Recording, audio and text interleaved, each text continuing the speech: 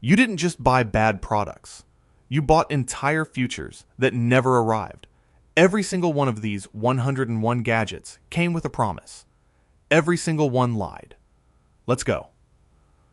1. The Segway was so revolutionary that before anyone had seen it, the world's most powerful investors and city planners declared it would make cars obsolete and force every major city on Earth to redesign its infrastructure from scratch.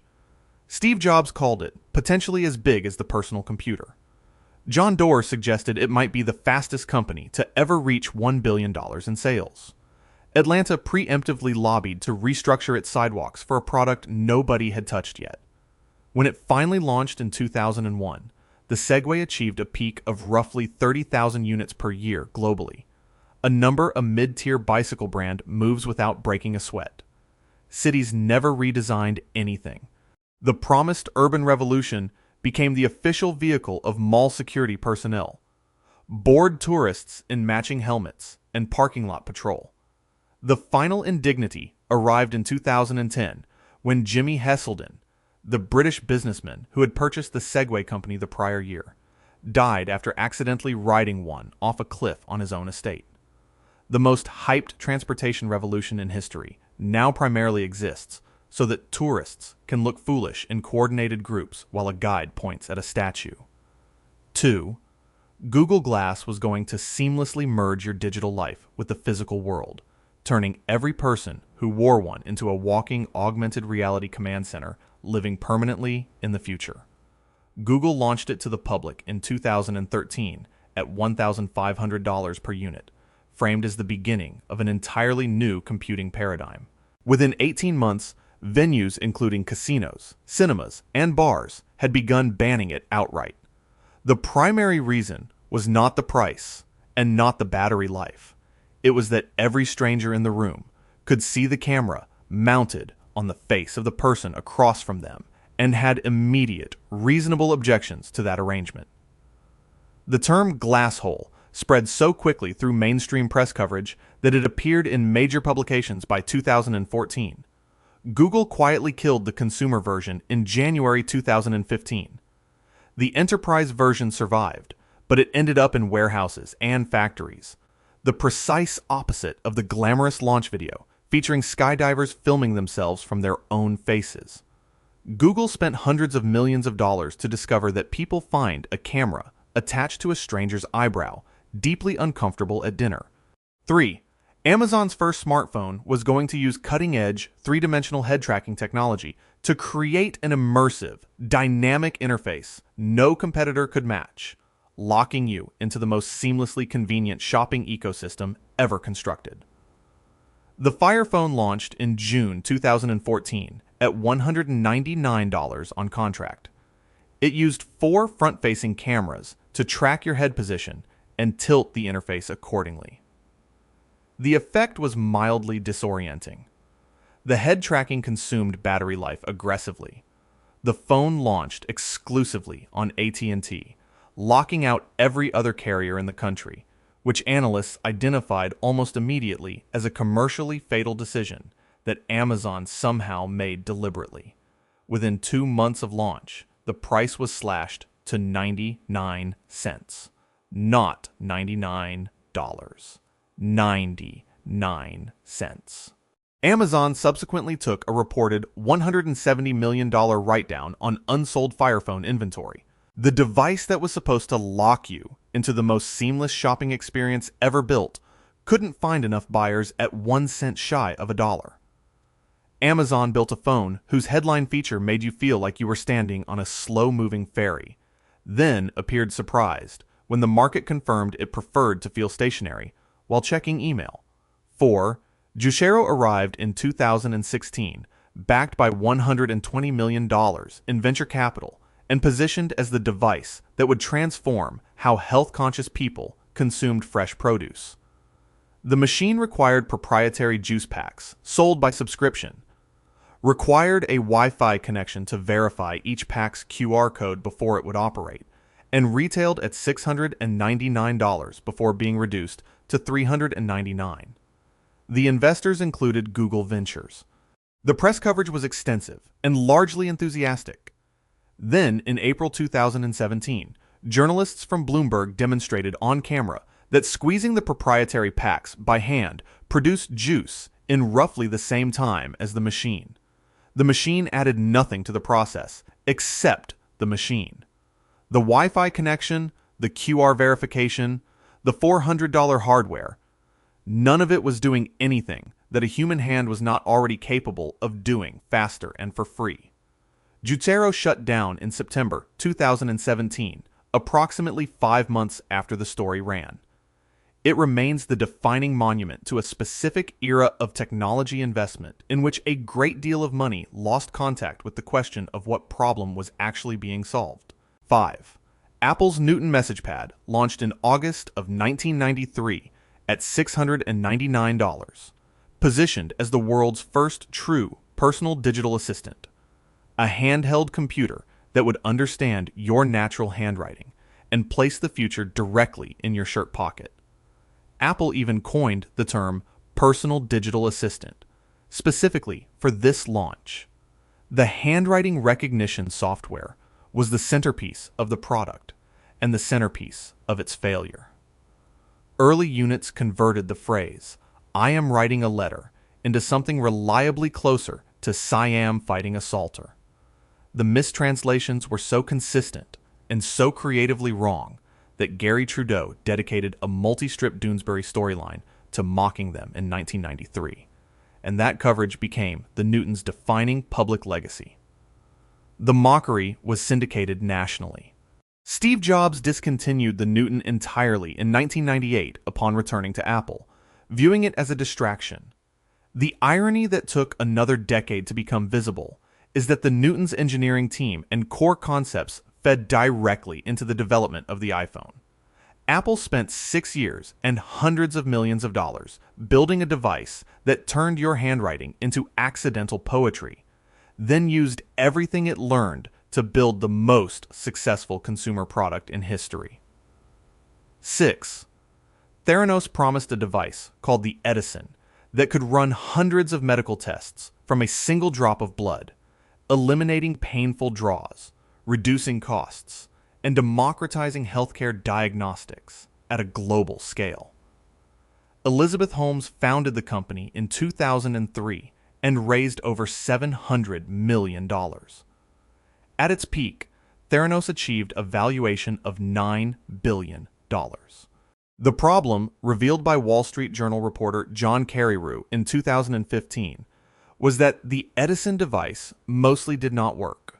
Theranos was running the majority of its tests on conventional Siemens machines purchased from third parties, while telling regulators, patients, and investors otherwise. The Edison's results were not merely inaccurate.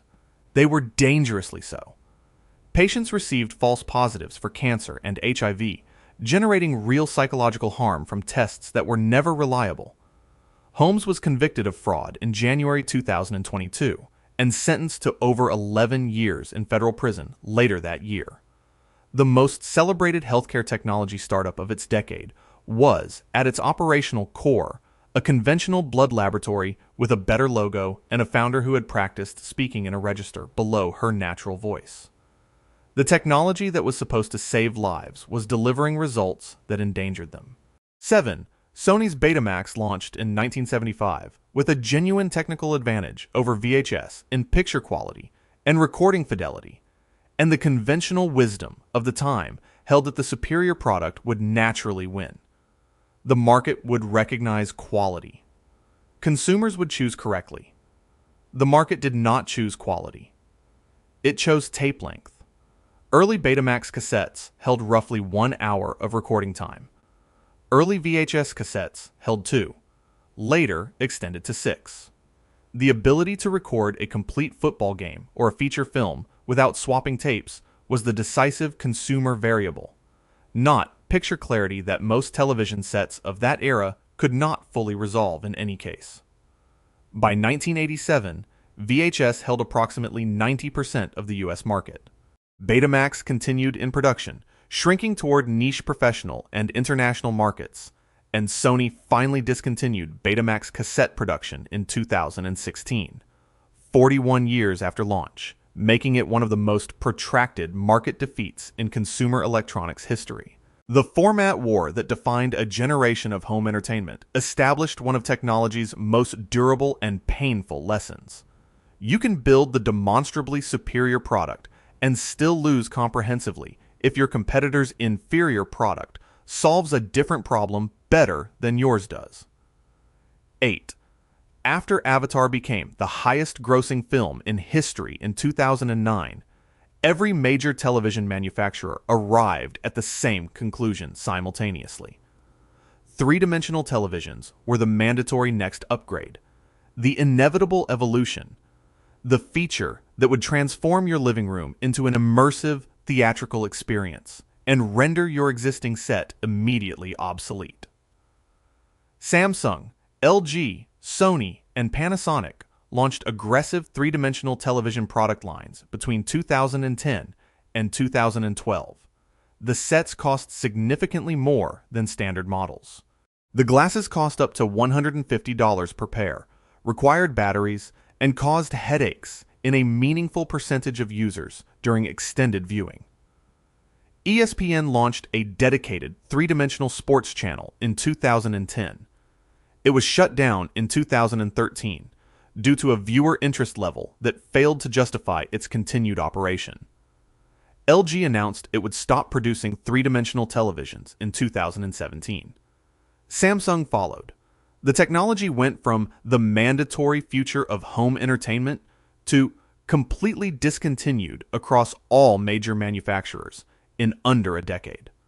The consumer electronics industry established through billions of dollars of product development and marketing that people's enthusiasm for a theatrical experience falls to zero the moment it requires putting something on their face while sitting alone on a Tuesday. 9. HD DVD was backed by Toshiba, supported by a significant Hollywood studio coalition, and positioned as the format that would define high-definition home video, cheaper than Blu-ray, with strong industry partnerships, and fully capable of making the competing format commercially irrelevant. The format war ran from 2006 through 2008, and Toshiba's lower hardware prices gave it a genuine early edge in retail. Then, Warner Bros. Announced its exclusive switch to Blu-ray on January 4, 2008, at the Consumer Electronics Show. Toshiba announced it was discontinuing HD DVD entirely on February 19, 2008. 46 days elapsed between those two events. Toshiba had reportedly spent significant sums subsidizing HD DVD players to maintain market presence, including a rumored $150 million arrangement with a major retailer.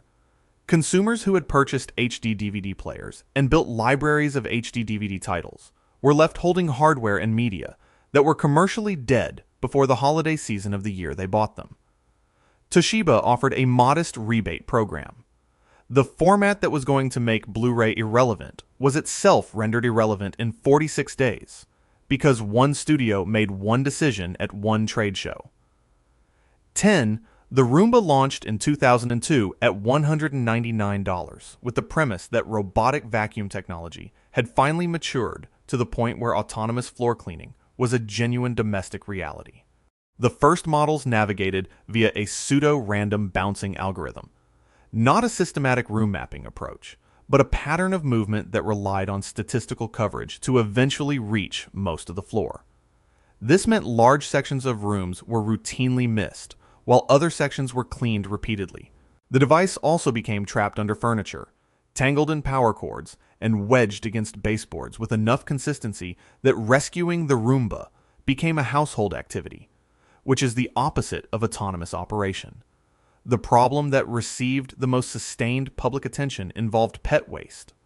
When a Roomba encountered an accident on the floor, its design compelled it to continue operating, distributing the material across the entire cleaned surface in a manner that previous floor cleaning methods had not achieved.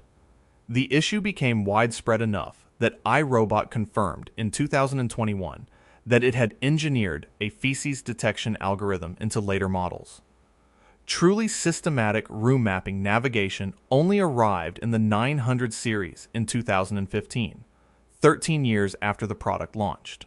11. The self-balancing electric scooter entered the world in late 2015, universally called a hoverboard, despite not hovering under any interpretation of the word that connects to actual physics. Millions sold during the holiday season. The coverage was enormous. The market appeared to be defining itself in real time. Then the Consumer Product Safety Commission opened investigations into 99 separate incidents of hoverboard fires and explosions between December 2015 and February 2016, spanning at least 52 different brands. Amazon removed numerous listings due to safety concerns. Delta, United, and American Airlines banned them from all flights. The United Kingdom banned them from public roads and pavements almost immediately after their introduction, creating a legal status in which they were prohibited outdoors and actively combusting indoors. The reason for the fires was lithium battery manufacturing at price points that did not accommodate adequate quality control, producing cells that entered thermal runaway under charging conditions that should have been routine.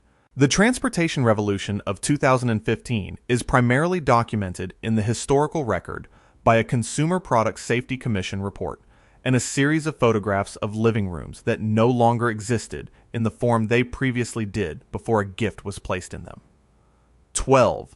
Google launched Google Plus in June 2011 to immediate and significant press attention, reaching 10 million users in its first 2 weeks and generating widespread analysis suggesting that this was the platform that would finally challenge Facebook's social networking dominance.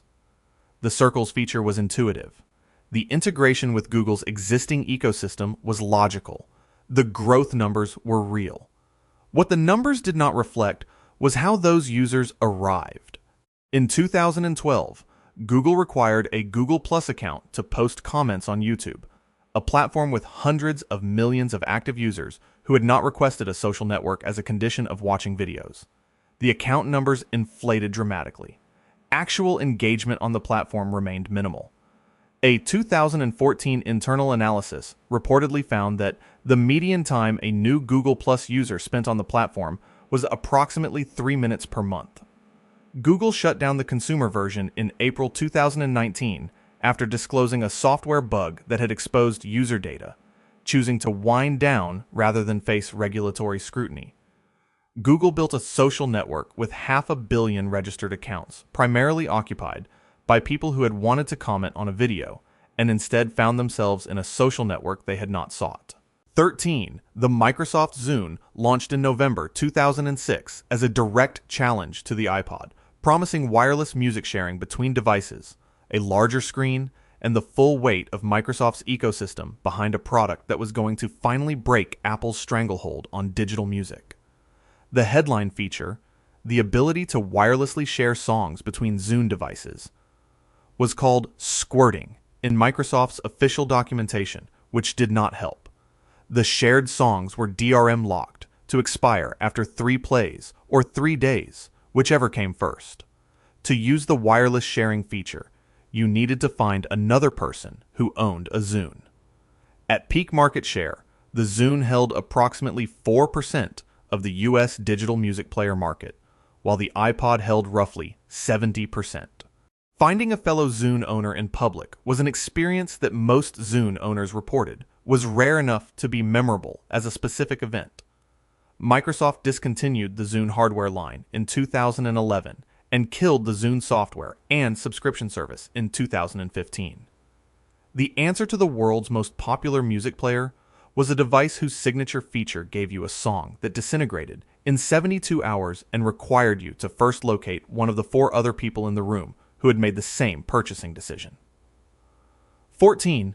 Amazon launched the Dash button in 2015, a Wi-Fi connected physical button branded for a single household product attached to your appliances or cabinet doors that would let you reorder that product instantly with one press and eliminate the friction of running out of things. The buttons were initially $4.99 each, later made free. Each one was dedicated to a single brand: Tide, Bounty, Gillette, whatever household staple you consumed regularly enough to justify a dedicated hardware button.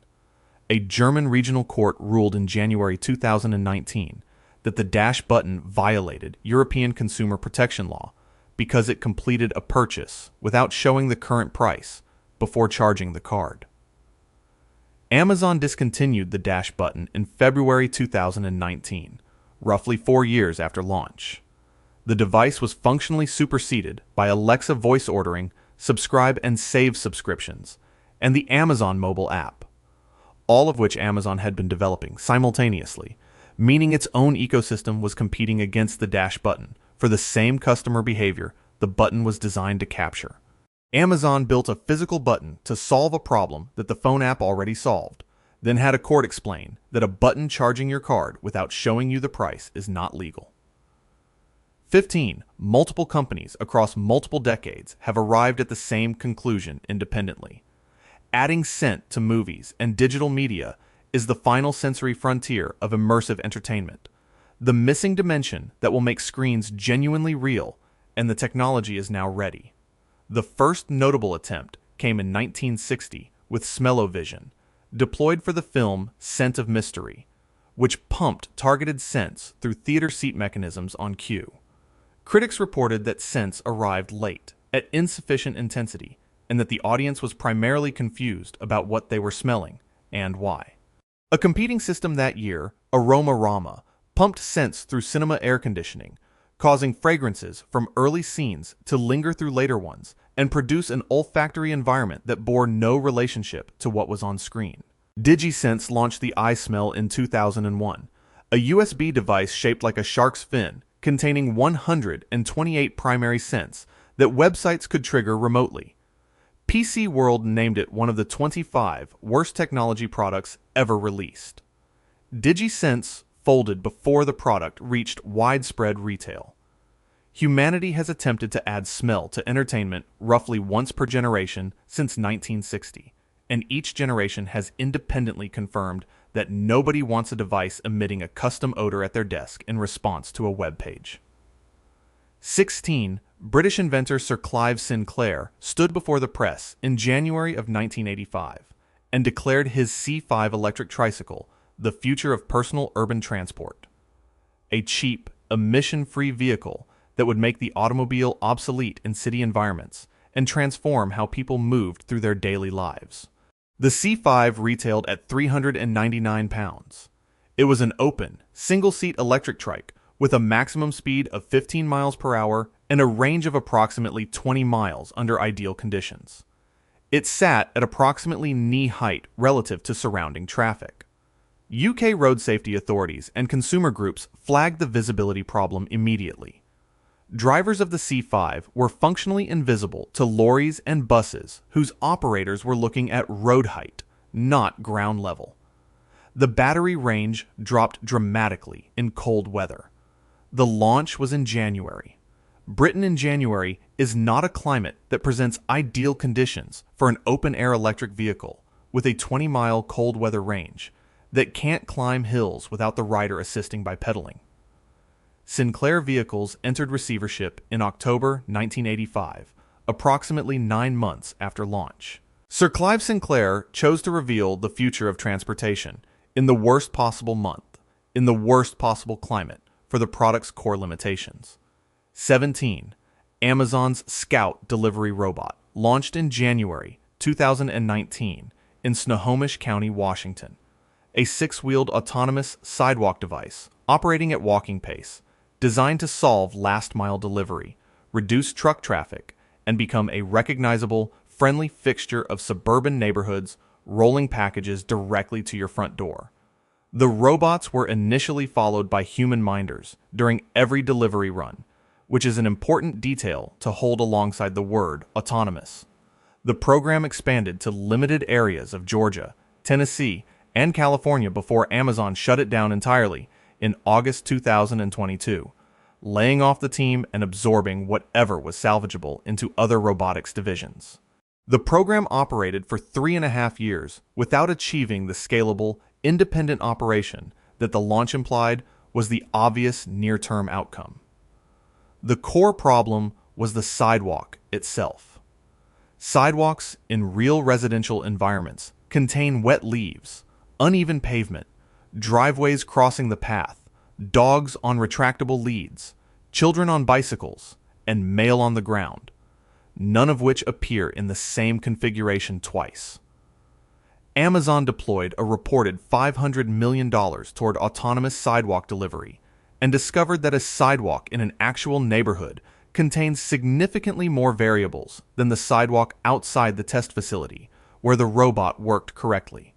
18. The Tamagotchi arrived in Japan in November 1996 and spread globally through 1997, selling over 40 million units in its first year on a premise that sounded genuinely meaningful.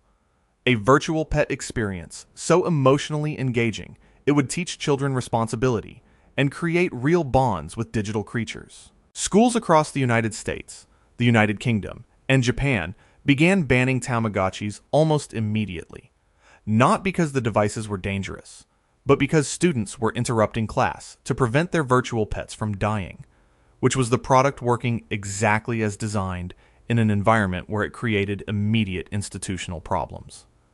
The emotional investment was real. The grief upon device death was documented. The reset button returned the whole thing to an egg, meaning the loss was cyclical and factory reversible, which is a specific kind of emotional architecture that no actual pet owner has ever experienced. The detail that most completely summarizes the Tamagotchi's cultural moment is the emergence in Japan of businesses that would maintain and care for customers' devices while those customers were at work or school for a fee. A toy engineered to teach children to take responsibility for something generated an entire secondary market of adults taking that responsibility away from them, professionally, for money. 19. The first commercial microwave oven was introduced by Raytheon in 1947 and positioned as the inevitable replacement for conventional cooking, a technological marvel that would make stovetops and ovens obsolete within a generation and transform how humanity prepared food at every level. The Radarange, as it was called, stood 5 feet 11 inches tall, weighed approximately 750 pounds, cost $5,000 in 1947 currency, and required a plumbed water line for the magnetron cooling system. That $5,000 translates to over $60,000 in contemporary purchasing power. The device was discovered accidentally when engineer Percy Spencer noticed a radar magnetron had melted a chocolate bar in his pocket during a test in 1945, which is a genuinely documented origin story and not the kind of consumer insight that typically precedes a mass-market product launch. Consumer-grade countertop microwaves did not become affordable until the mid-1970s, nearly 30 years after the technology was demonstrated. Early consumer marketing positioned them primarily for reheating beverages and making popcorn. The gadget that currently sits on every college student's countertop had a debut unit taller than most professional basketball players that required its own plumbing, which explains why world domination took 3 decades. 20. The personal jetpack was definitively the future of transportation as of the 1964 World's Fair, the 1984 Los Angeles Olympics opening ceremony, and approximately every science fiction property produced in the 20th century. A matter of pure engineering will and sufficient investment, arriving soon, perpetually. Bell Aero Systems demonstrated the Bell rocket belt at the 1964 World's Fair. The same device flew at the 1984 Olympics opening ceremony for 26 seconds, which was its maximum flight time. 60 years later, functional jetpacks exist and are available for purchase from companies including Gravity Industries and Jetpack Aviation. They cost between $100,000 and $450,000. They require approximately 15 hours of training. They fly for roughly 8 to 10 minutes before exhausting their fuel supply. Richard Browning of Gravity Industries holds the world record for fastest speed in a body-controlled jet suit at 85 miles per hour, and he is still landing on his feet at the end of the run. The weight of fuel required for extended flight creates a self-defeating engineering problem, where more fuel means more weight means more fuel required to lift it. 60 years of engineering produced a jetpack that costs more than a house and flies for the duration of a pop song. 21. The flying car has been arriving within 5 years for longer than most of its inventors have been alive. Moulton Taylor's Aerocar received Federal Aviation Administration approval in 1956 and was genuinely functional. It flew, it drove, it converted between modes. It failed commercially because operating it legally required a pilot's license, which reduced the addressable market to the narrow population of people who could fly a plane, but preferred to also drive it. Between 2010 and 2022, over 200 startups raised capital to develop flying cars or electric vertical takeoff and landing air taxis. By 2023, the majority had folded, pivoted to different applications, or significantly revised their product timelines. Joby Aviation, one of the better-funded companies in the category, is targeting commercial service with timelines that have shifted multiple times. The Federal Aviation Administration certification process for novel air vehicles is measured in years to decades, not months, a timeline that is structurally incompatible with the return expectations of venture capital funding. The flying car has been 5 years away for 80 consecutive years, which is either the most inspiring persistence in transportation history or the world's most expensive running joke, depending on how much money you personally gave a startup. 22. Sony's Minidisc launched in 1992 as the sophisticated digital successor to the cassette tape. Small, durable, rewritable, combining the portability of tape with the sound quality of a compact disc, positioned to replace both formats and define the next era of portable audio. Early hardware cost approximately $750. Blank discs cost around $15 each, substantially more than blank cassettes. The format found a loyal niche in Japan and among professional audio journalists who used it for field recording, but never achieved mainstream adoption in North America. The reason it lost is specific and worth understanding. Sony refused to allow direct digital recording of MP3 files to Minidisc until 2004, requiring users to re-record music through proprietary software called Sonic Stage, which was widely described by the people who used it as genuinely dysfunctional. Apple launched the iPod in October 2001.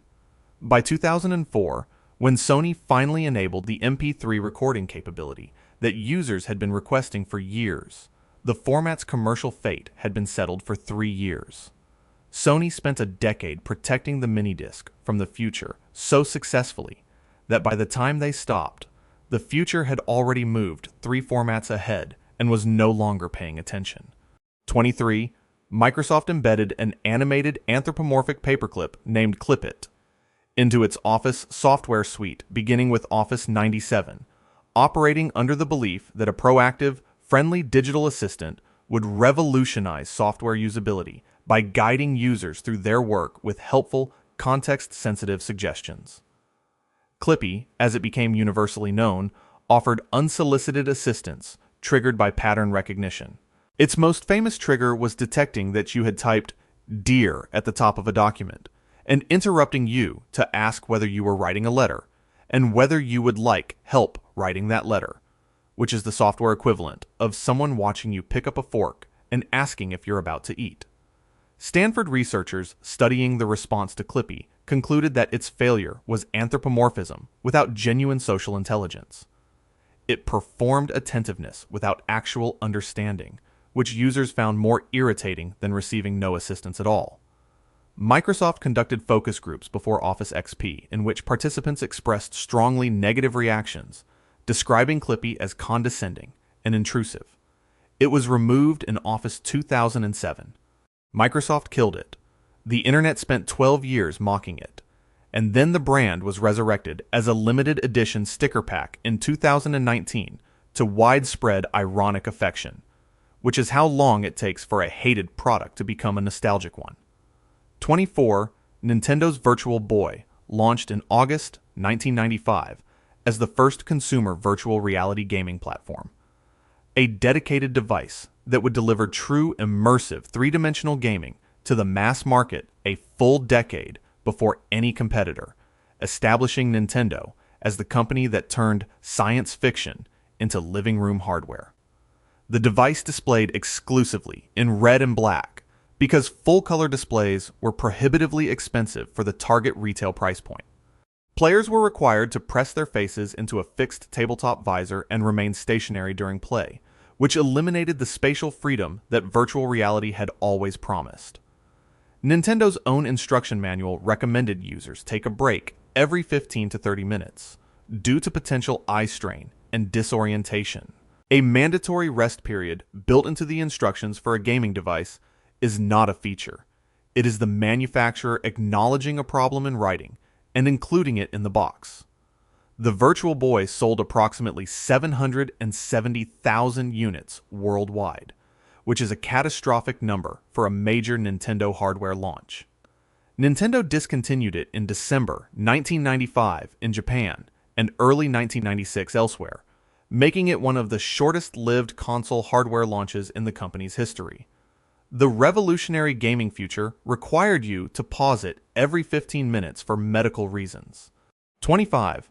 Motorola's Iridium satellite phone network was built at a cost of $5 billion, with 66 low-orbit satellites covering the entire surface of the Earth, designed to make cellular dead zones obsolete and deliver global voice communication to anyone, anywhere, without dependence on terrestrial infrastructure. The project began in 1987. Commercial service launched in November 1998, 11 years later. By the time it launched, cellular networks had expanded so aggressively during those 11 years that the addressable market for a $3,000 handset with calls costing $7 to $14 per minute had become far smaller than the original projections assumed. The device itself was the size of a military radio and required an external antenna that blocked calls in buildings and vehicles, meaning a phone designed for people in remote locations without infrastructure. Also, couldn't be used in most locations with infrastructure. Iridium LLC filed for Chapter 11 bankruptcy in August 1999, 9 months after commercial launch, carrying $4.4 billion in debt. The entire satellite constellation was nearly deorbited and burned up before a private equity group purchased the network for $25 million, 0.5% of its construction cost. Motorola built a $5 billion satellite network that was overtaken by the cellular towers being installed directly below it during the decade it took to build. 26. The Palm Pilot launched in 1996 at prices of $299 and $399, introduced graffiti handwriting recognition that users could learn in hours rather than the weeks Newton required, and proceeded to dominate approximately 70% of the personal digital assistant market at its peak, a commanding position that its creators were perfectly positioned to translate into long-term mobile computing leadership. They did not. Palm's decade of dominance in the PDA category coincided with a series of corporate splits, subsidiary structures, and strategic reversals that analysts have cited consistently as a case study in organizational dysfunction, undermining a strong product. Palm launched the Palm Pre smartphone in 2009, running WebOS, a platform that technology critics widely praised as technically innovative and well-designed. It sold poorly. Hewlett-Packard acquired Palm for $1.2 billion in 2010. Hewlett-Packard discontinued WebOS hardware within 18 months of the acquisition and took a write-down on the business. The smartphone market that Palm's own PDA technology had helped pioneer eliminated the standalone PDA category entirely by approximately 2007, the year the iPhone launched. Palm held 70% of its market, had a decade of warning, and still missed the transition it had contributed to creating. 27. Pets.com launched in 1998, raised $82.5 million in venture capital, created a sock puppet mascot that became one of the most recognized advertising characters of the .com era, spent $2.2 million on a Super Bowl advertisement in January 2000, completed an IPO in February 2000, and filed for bankruptcy in November 2000, having operated as a commercial business for less than 2 years between founding and dissolution. The core business model required selling heavy bags of pet food and supplies online at below-cost prices while absorbing shipping expenses, competing against local pet stores that did not pay to ship 50-pound bags of dog food across the country. The economics of this model did not become viable at any point during the company's existence. The sock puppet mascot was subsequently sold at auction and repurposed for a car insurance advertising campaign, achieving a more successful second act than the company that made it famous. There is a version of the Pets.com story where the lesson is about timing, infrastructure, and customer acquisition costs. There is a simpler version where the lesson is that selling heavy things below cost and paying to ship them is not a business model that becomes profitable through brand recognition, regardless of how effective the advertising is. 28. Jawbone's UP Fitness Band launched in November 2011 at a moment when wearable health technology appeared poised to go mainstream. A sleek, data-driven bracelet that would transform personal health tracking and disrupt the healthcare industry through behavioral insight delivered at the wrist. Within weeks of launch, a significant percentage of units stopped working entirely due to hardware failures. Jawbone's response was to offer full refunds without requiring customers to return the defective products, which resolved the customer relations problem without resolving the engineering problem. The company continued raising investment rounds and competing in the wearable market against Fitbit, Apple, and Garmin. At its peak valuation, Jawbone was valued at approximately $3 billion, making it one of the most highly valued consumer hardware startups of the period. The company began winding down operations in 2017, reportedly owing creditors approximately $1.9 billion. The assets that retained value were acquired by a healthcare data company that operates as Jawbone Health and bears no continuity with the consumer wearable business.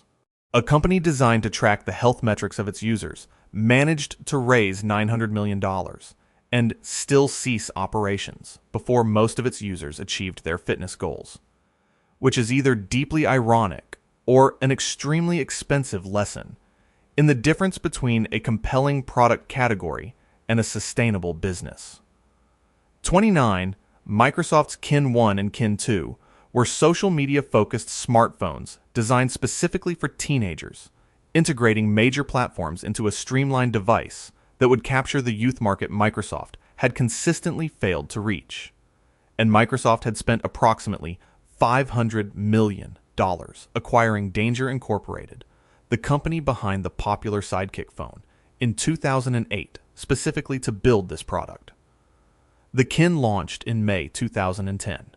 It was discontinued on June 30th, 2010, 48 days after launch. Verizon initially required a full smartphone data plan for the device, adding approximately $30 per month over a standard phone plan to a product marketed at teenagers, which is a pricing decision that required no market research to identify as problematic. The Kin could not run applications from the Windows Phone marketplace and could not run third-party applications at all, which is a significant limitation for a smartphone. It launched without the ability to sync with Outlook, which is a Microsoft product.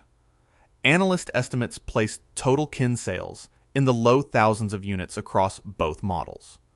Microsoft spent $500 million acquiring a company, approximately 2 years developing a product for teenagers, and 48 days confirming that teenagers did not want it, which is an unusually expensive way to receive information a focus group could have provided. 30. Digital Convergence Corporation produced a cat-shaped USB barcode scanner called the QCat in 1999 and 2000, distributing millions of units for free through partnerships with major publications, including Forbes and Wired, and through Radio Shack retail locations. The device allowed users to scan barcodes in print advertisements and magazine articles to instantly visit the associated website, bridging the physical and digital worlds in a manner the company believed represented a fundamentally new media interaction model. The problem that security researchers and privacy advocates identified immediately was that the QCAT transmitted a unique encrypted hardware identifier with every scan, building a database of which magazines each specific device's owner was reading and which products they were scanning, without explicit user consent.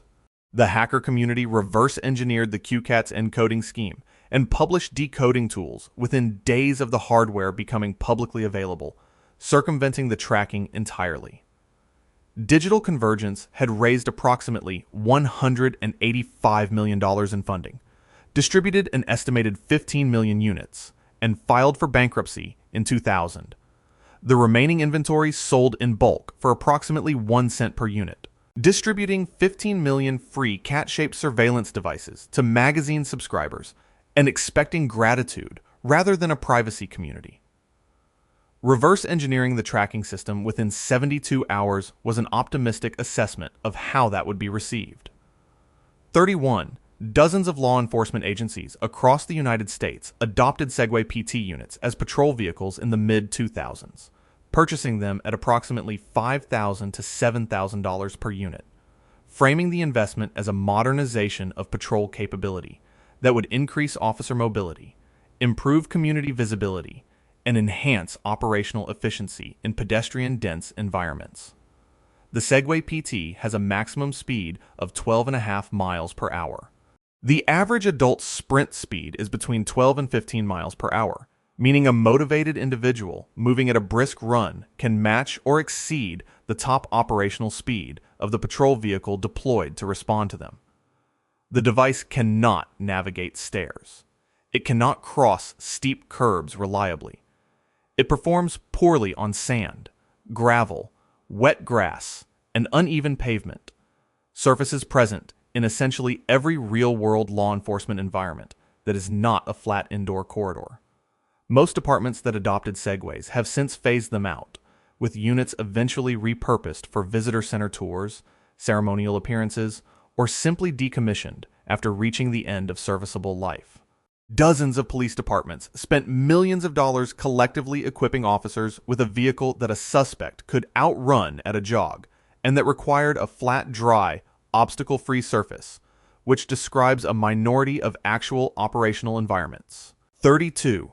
Energy harvesting gym equipment, stationary bikes, ellipticals, and treadmills engineered to capture kinetic energy from human exercise and return it to the power grid, generated substantial enthusiasm and press coverage built on a premise that sounded both environmentally responsible and economically elegant.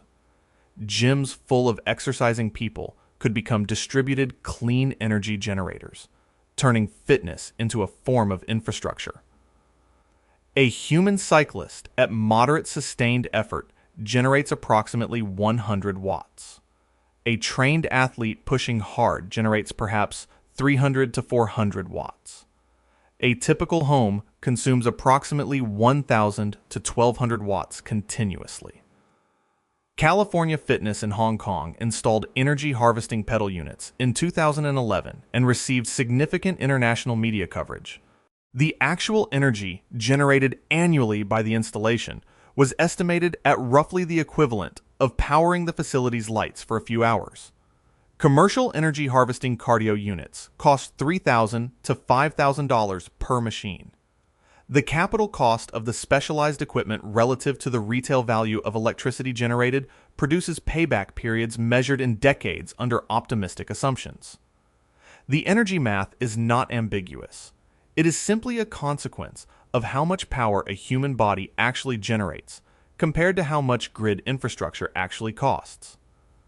Filling a swimming pool by sweating into it is directionally possible and practically not worth discussing at scale. 33. Sony's Aibo robotic dog launched in Japan in June 1999 with the first limited run of 3,000 units, selling out at approximately $2,100 each in 20 minutes, establishing immediately that the market for a sophisticated robotic companion was real, emotionally resonant, and willing to pay significantly for a product that had never existed before. Sony discontinued the Aibo line in January 2006 as part of broader cost-cutting measures, continuing repairs until 2014 before ending service support entirely. This created a specific problem that no previous consumer electronics discontinuation had produced. Owners who had maintained genuine long-term relationships with their Aibo units, feeding them, playing with them, naming them, integrating them into household routines over years, now held robotic companions that would eventually fail with no path to repair. In 2015, a Buddhist priest in Japan conducted formal funeral rites for broken, irreparable Aibo units gathered from bereaved owners. Approximately 100 units were honored at the ceremony. This is a documented event, not an exaggeration.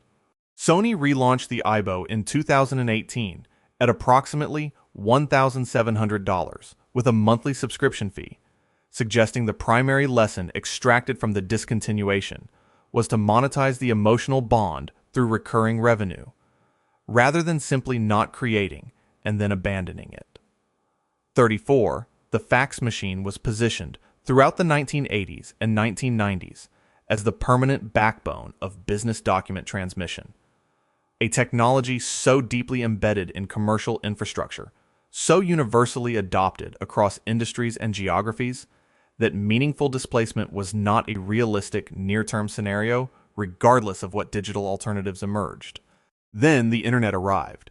Email became universal, and the fax machine was declared obsolete approximately every 18 months for the next 30 years, while continuing to transmit approximately 1.7 billion documents per year in Japan alone.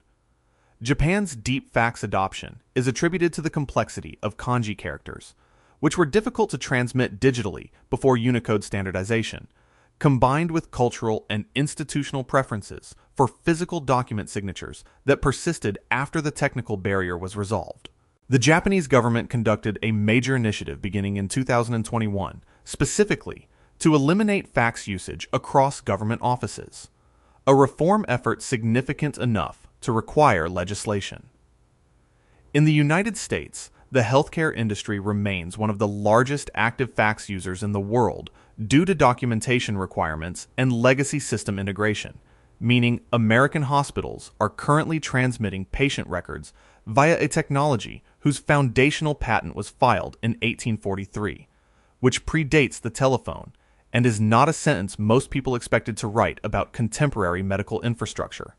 35. The Wii Fit and its balance board accessory launched in Japan in December 2007 and globally in 2008, selling approximately 43 million copies and generating widespread coverage, framing it as the product that would finally bridge the gap between video games and genuine physical fitness. A medically credible home exercise platform that would fight obesity and make physical therapy accessible without a clinical setting. A University of Wisconsin study found that Wii Fit activities burned approximately 2 calories per minute, which is roughly equivalent to walking at 2.5 miles per hour. A 30-minute session burned fewer calories than a moderate walk to the nearest shop. The Wii Fit BMI system calculated body mass index for users and displayed animated reactions when the result came back, including the on-screen character visibly drooping when classified as overweight. Users at the upper boundary of the healthy BMI range were told by the console that they were overweight, including children and athletes with higher muscle mass than the formula accounts for. Multiple parents reported their children being distressed by the classification, generating media coverage in both the United Kingdom and the United States. Nintendo created exercise equipment that burned the same calories as walking to the kitchen, while also having the capacity to make children feel bad about their bodies. 36. Consumer DNA testing kits from companies including 23andMe were going to give every person a precise, medically actionable map of their genetic health risks. A personal biological blueprint that would transform preventive medicine, make population-scale health insights individually accessible, and render your doctor's intuition supplementary to the data your own genome contained. 23andMe launched consumer genetic testing in 2006, and at its peak, the company was valued at approximately $6 billion, following a 2021 SPAC merger. The FDA issued a warning letter to 23andMe in 2013, ordering it to stop marketing health-related genetic tests without regulatory approval, after which the company received authorization for specific health risk reports. The genetic risk scores these reports produce identify statistical associations, not deterministic outcomes. A result showing elevated risk for a condition might represent a 1.5 times population average risk, meaningful in epidemiological terms and essentially unactionable for an individual deciding what to do on a Tuesday. 23andMe filed for Chapter 11 bankruptcy in March 2025. The Attorney General of California advised customers to delete their data. The genetic information of approximately 15 million people became a bankruptcy asset subject to sale to parties not yet determined at the time the advice was issued. 37. Wireless charging was going to eliminate cables from your life entirely within 5 years of its mainstream introduction. A genuinely wire-free future in which placing a device near any compatible surface would replenish its battery without physical contact, rendering the charging cable an artifact of a previous era that you would eventually explain to younger people the way you explain cassette tapes. The Qi wireless charging standard was established in 2008 and became widely integrated into flagship smartphones by 2015 to 2017. The efficiency gap is worth understanding. For every 100 watts drawn from the wall to wirelessly charge a device, approximately 60 to 75 watts reaches the battery, compared to approximately 85 to 95 watts for a wired connection. Apple announced AirPower in 2017, a charging mat that would simultaneously charge an iPhone, Apple Watch, and AirPods in any placement position on the surface. Apple canceled AirPower in March 2019, citing inability to meet its own engineering and safety standards. True over-the-air wireless charging without pad contact remains commercially unavailable at meaningful power levels. The wire-free future primarily produced a pad you place your phone on precisely and cannot move, which solves the inconvenience of plugging in a cable by making your phone stationary and less efficient. 38. The iPad launched in January 2010, and Steve Jobs declared it the beginning of the post-PC era. A device so capable and intuitive that conventional laptops and desktops would become the tools of narrow specialists within a decade, leaving the rest of humanity to interact with computing through glass surfaces that understood touch and needed no instruction manual. Global tablet shipments peaked at approximately 230 million units in 2014 and declined to approximately 160 million by 2023.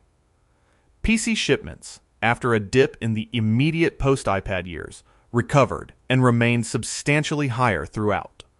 The iPad Pro with Magic Keyboard and Apple Pencil currently costs more than most MacBook Air configurations, while offering a software environment that remains more constrained for professional workflows than the laptop it is priced to replace.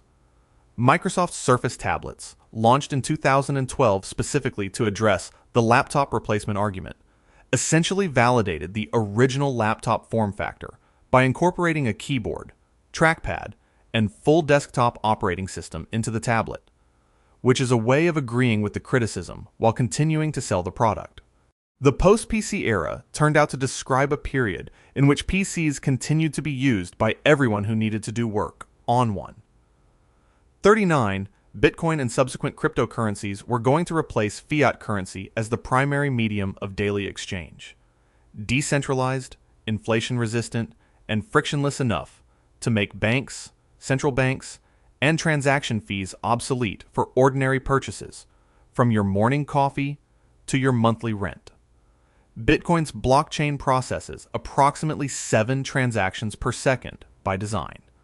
Visa's network handles approximately 24,000 transactions per second. Global daily payment volume requires throughput that is orders of magnitude beyond Bitcoin's architectural capacity, and this is not an engineering problem awaiting a solution. It is a structural feature of how the protocol was designed. During peak network congestion in April 2021, the median Bitcoin transaction fee reached approximately $59. In May 2023, fees spiked above $30 during a period of elevated network activity. Buying a $4 coffee with a $30 transaction fee is technically possible and economically absurd. El Salvador made Bitcoin legal tender in September 2021, providing the most direct available test of cryptocurrency functioning as a daily transaction currency in a real country. A 2023 study by the National Bureau of Economic Research found that 88% of businesses required to accept Bitcoin never received a single Bitcoin transaction throughout the study period. 40 non-fungible tokens were going to permanently solve digital ownership. For the first time in the history of digital media, a specific image or video clip could be provably owned, authentically traded, and built into a new creator economy that would redistribute economic power from platforms to the artists and creators those platforms had built their audiences on.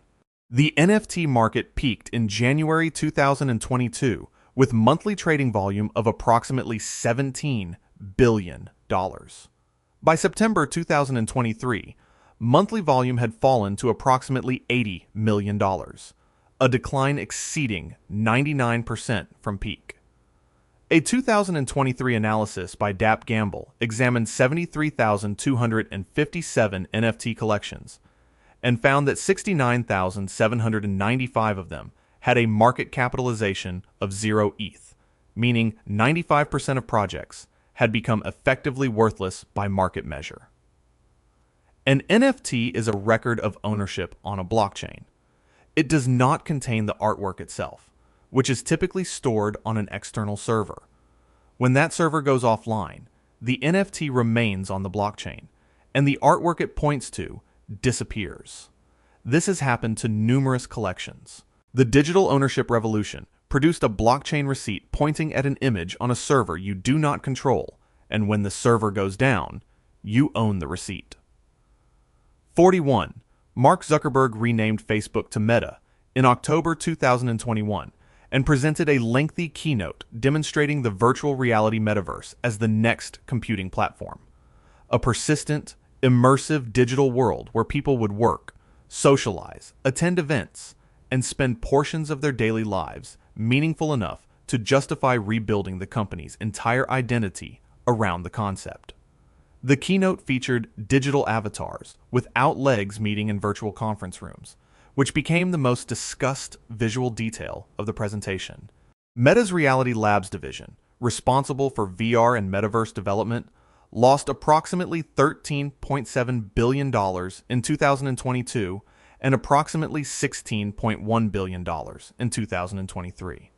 Total losses from 2019 through 2023 exceeded $46 billion. The Wall Street Journal reported in October 2022 that Horizon Worlds, Meta's flagship metaverse platform, had approximately 200,000 daily active users, a fraction of the 500,000 monthly active users Meta had targeted by the end of that year.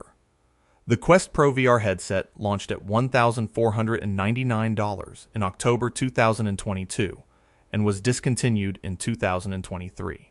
Meta spent $46 billion building a virtual world that 200,000 people visited daily using avatars that did not have legs. 42. Consumer three-dimensional printers were going to transform every home into a personal manufacturing facility.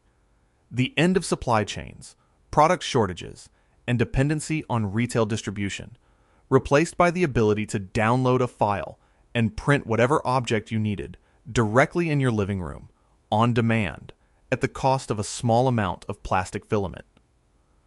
MakerBot, the defining consumer three-dimensional printer brand, was acquired by Stratasys for $403 million in 2013. MakerBot subsequently went through multiple rounds of layoffs and product failures before being merged with Ultimaker in 2022 in a transaction that valued it at a fraction of its acquisition price. The average consumer FDM printer produces objects in PLA or ABS plastic at tolerances and surface finishes inferior to injection molded consumer products. A 2019 survey found that a majority of consumer three-dimensional printer owners use their machines fewer than 10 times per year after the initial novelty period had passed. The most downloaded objects on Thingiverse, the largest three-dimensional design sharing platform, are predominantly cable clips, phone stands, and miniature figurines. The home manufacturing revolution primarily enables spending several hours and $3 in plastic to produce something available on a retail website for $4 with next-day delivery. 43. Smart home hubs. Amazon Echo, Google Home, Apple HomePod, Samsung SmartThings.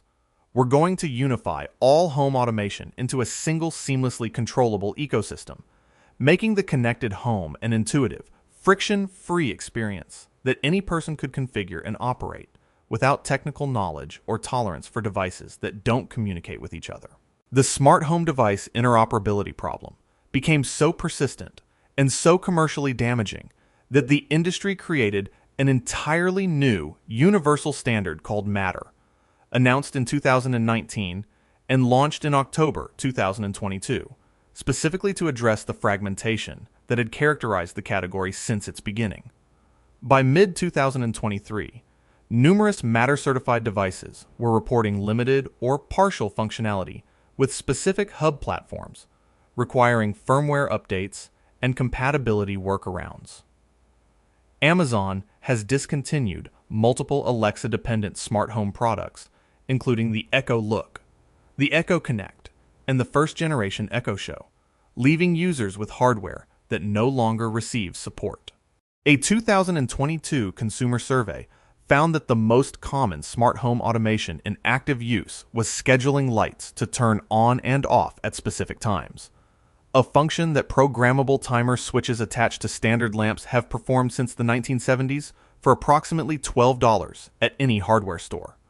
44. Commercial delivery drones from Amazon Prime Air, Wing, and UPS Flight Forward were going to achieve widespread suburban and urban deployment by 2020, reducing delivery times to 30 minutes for most customers, and fundamentally restructuring the last-mile logistics infrastructure that determines how quickly the thing you ordered arrives at your door.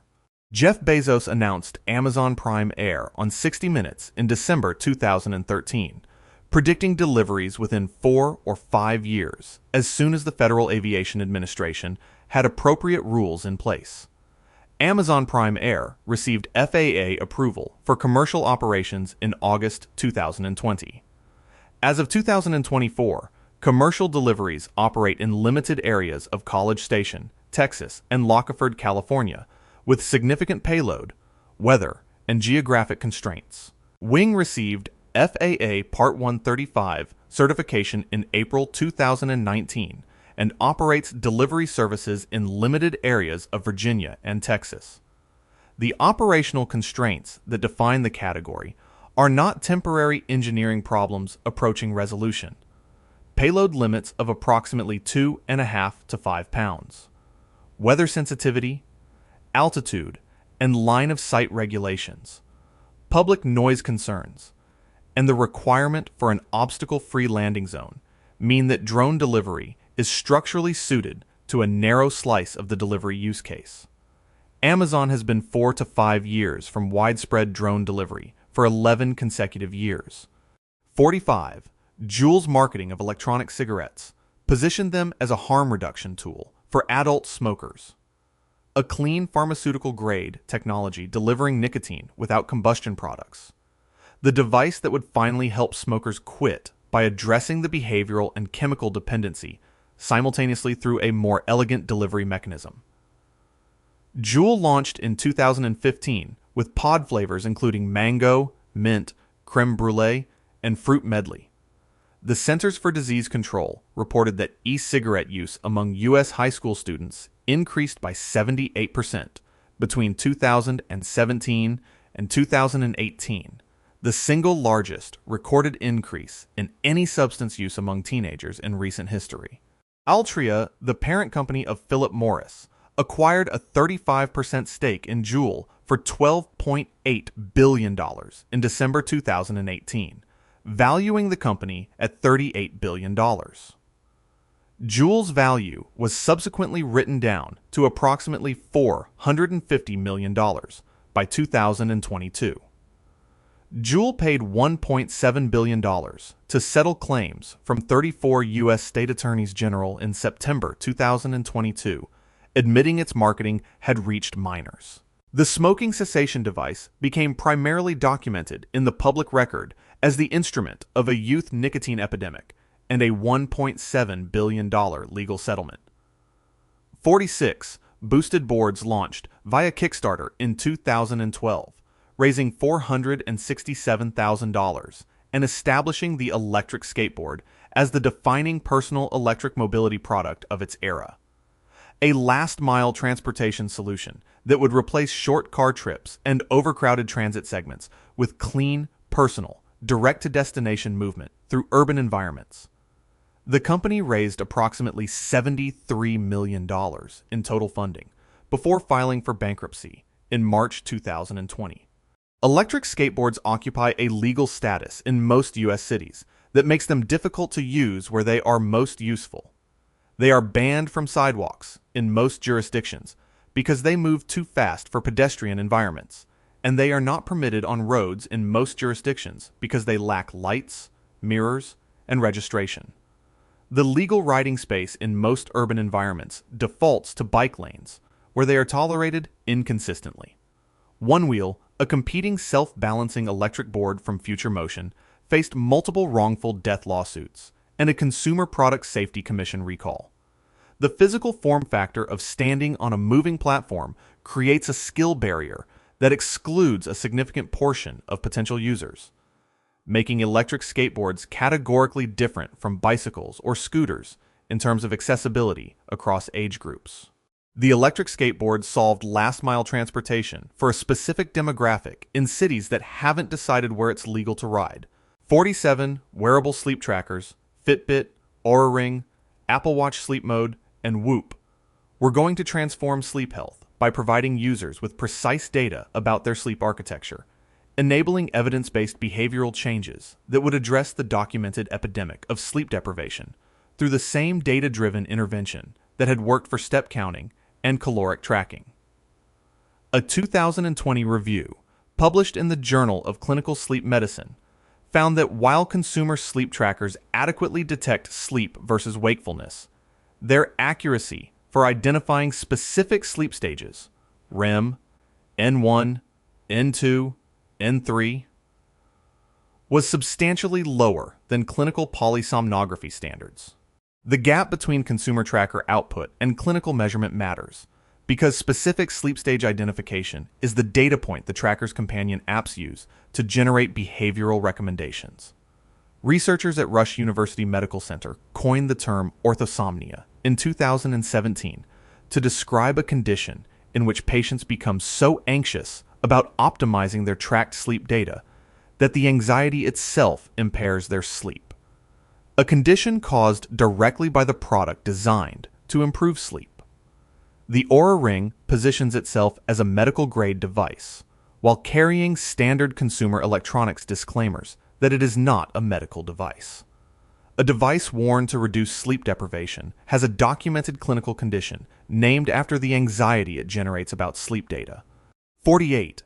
The Nest Learning thermostat was acquired by Google for $3.2 billion in January 2014, with the transaction framed as Google acquiring the future of home energy management, a machine learning-powered device that would generate dramatic energy savings through behavioral optimization, pay for itself within months, and collectively reduce national energy consumption in a measurable way.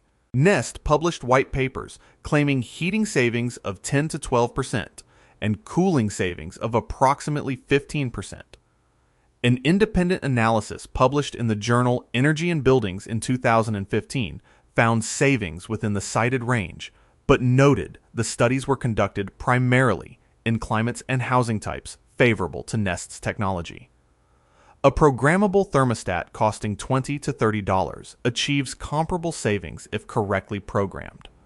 The primary barrier, it turns out, is that most people do not correctly program their thermostats, which the Nest automates.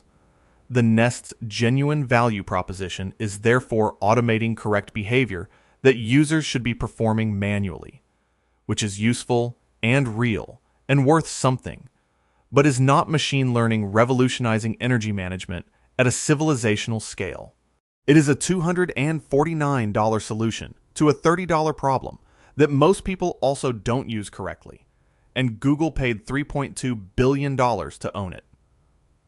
49 always-on AI voice assistants, Siri, Alexa, and Google Assistant, launched with promotional materials demonstrating complex natural language interactions, composing emails, making reservations, answering contextually nuanced questions, and managing your digital life through conversations so fluid, it would eliminate the need for screens and interfaces entirely. Siri launched with the iPhone 4S in October 2011. Apple's promotional materials showed Siri performing sophisticated tasks that implied a level of contextual understanding the underlying technology did not yet possess. A 2019 Loop Ventures study found that Google Assistant answered 92.9% of questions correctly. Siri answered 83.1%, and Alexa answered 79.8%. But the question types tested were heavily weighted towards simple factual queries, and complex task execution rates were substantially lower. Amazon's internal documents, reported by Business Insider in 2019, showed that the most common Alexa requests were music playback, timers, weather inquiries, and shopping list additions. None of these require artificial intelligence in the sense that the launch marketing implied. The AI assistant revolution primarily automated the task of setting a kitchen timer by speaking aloud instead of pressing a button, a convenience that 10 years and tens of billions of dollars of engineering has refined into something that still occasionally plays the wrong song. 50 motion-controlled gaming peripherals have been reinvented approximately once per decade since Mattel's Power Glove launched for the Nintendo Entertainment System in 1989 at $75, each generation arriving with claims that natural physical movement would replace button-based controllers and make gaming simultaneously more immersive, more physically engaging, and more accessible to people who found traditional controllers intimidating. The Power Glove was compatible with exactly 2 games specifically designed for it, was notoriously difficult to calibrate, and was discontinued within 2 years. It is remembered primarily for the line, "I love the Power Glove. It's so bad," delivered in the 1989 film The Wizard, which was itself a feature-length Nintendo advertisement. Nintendo's Wii launched in 2006 with motion controls as its central proposition. The Wii Motion Plus accessory released in 2009 was required for accurate motion tracking, meaning the original Wii Remote's motion sensing, used as the platform's defining feature for 2 years of software development, was insufficiently precise for the platform's own stated promises.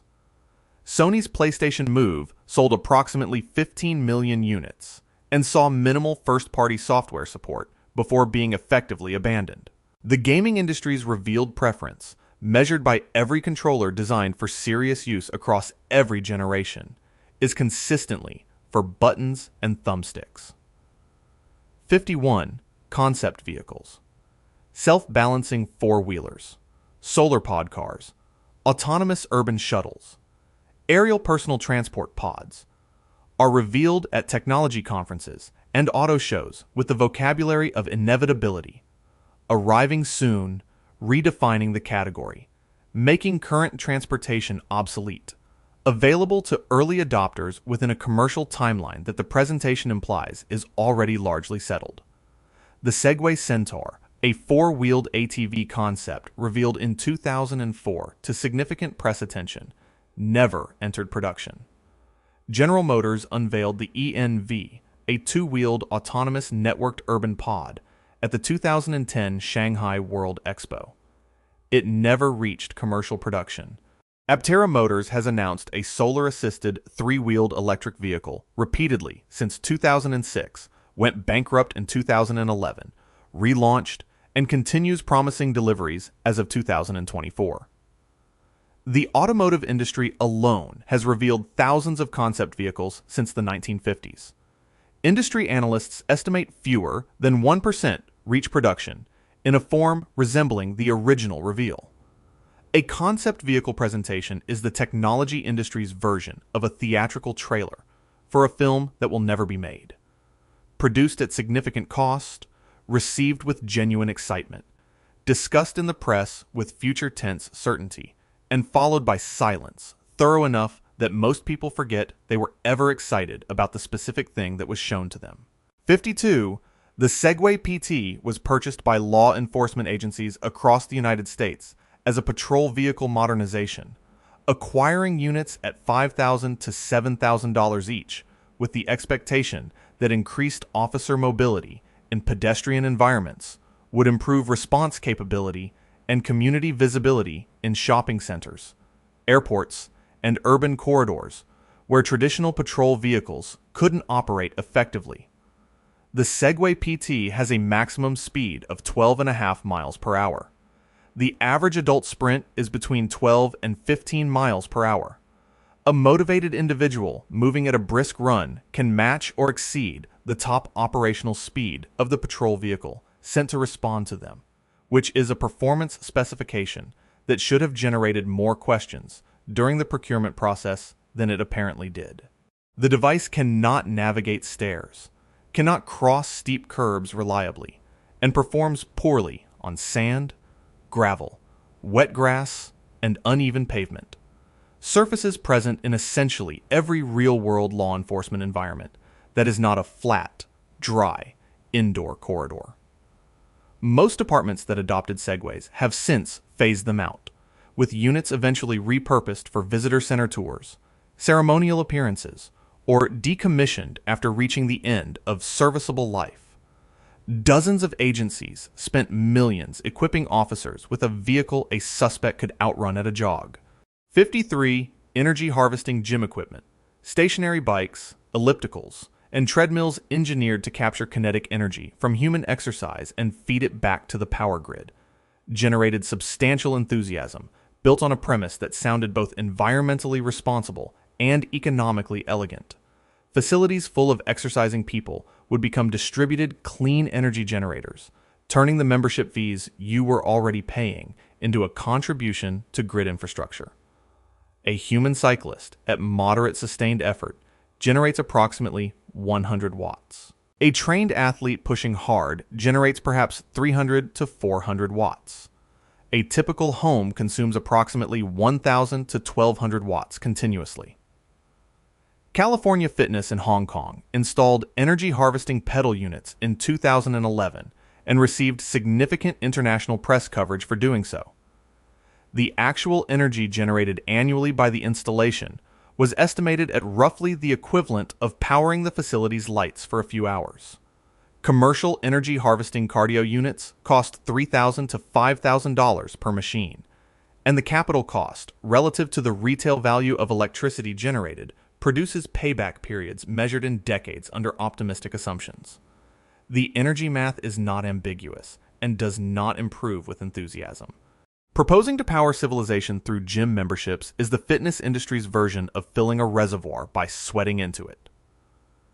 54. Sony's Aibo robotic dog launched in Japan in June 1999, with the first limited run of 3,000 units selling out at approximately $2,100 in 20 minutes, establishing that the market for a sophisticated robotic companion was real, emotionally resonant, and willing to pay a significant premium for something that had never existed in a consumer product before. Sony discontinued the Aibo line in January 2006 as part of broader cost-cutting measures, continued repairs until 2014, and then ended service support entirely. This created a problem no previous consumer electronics discontinuation had produced at scale.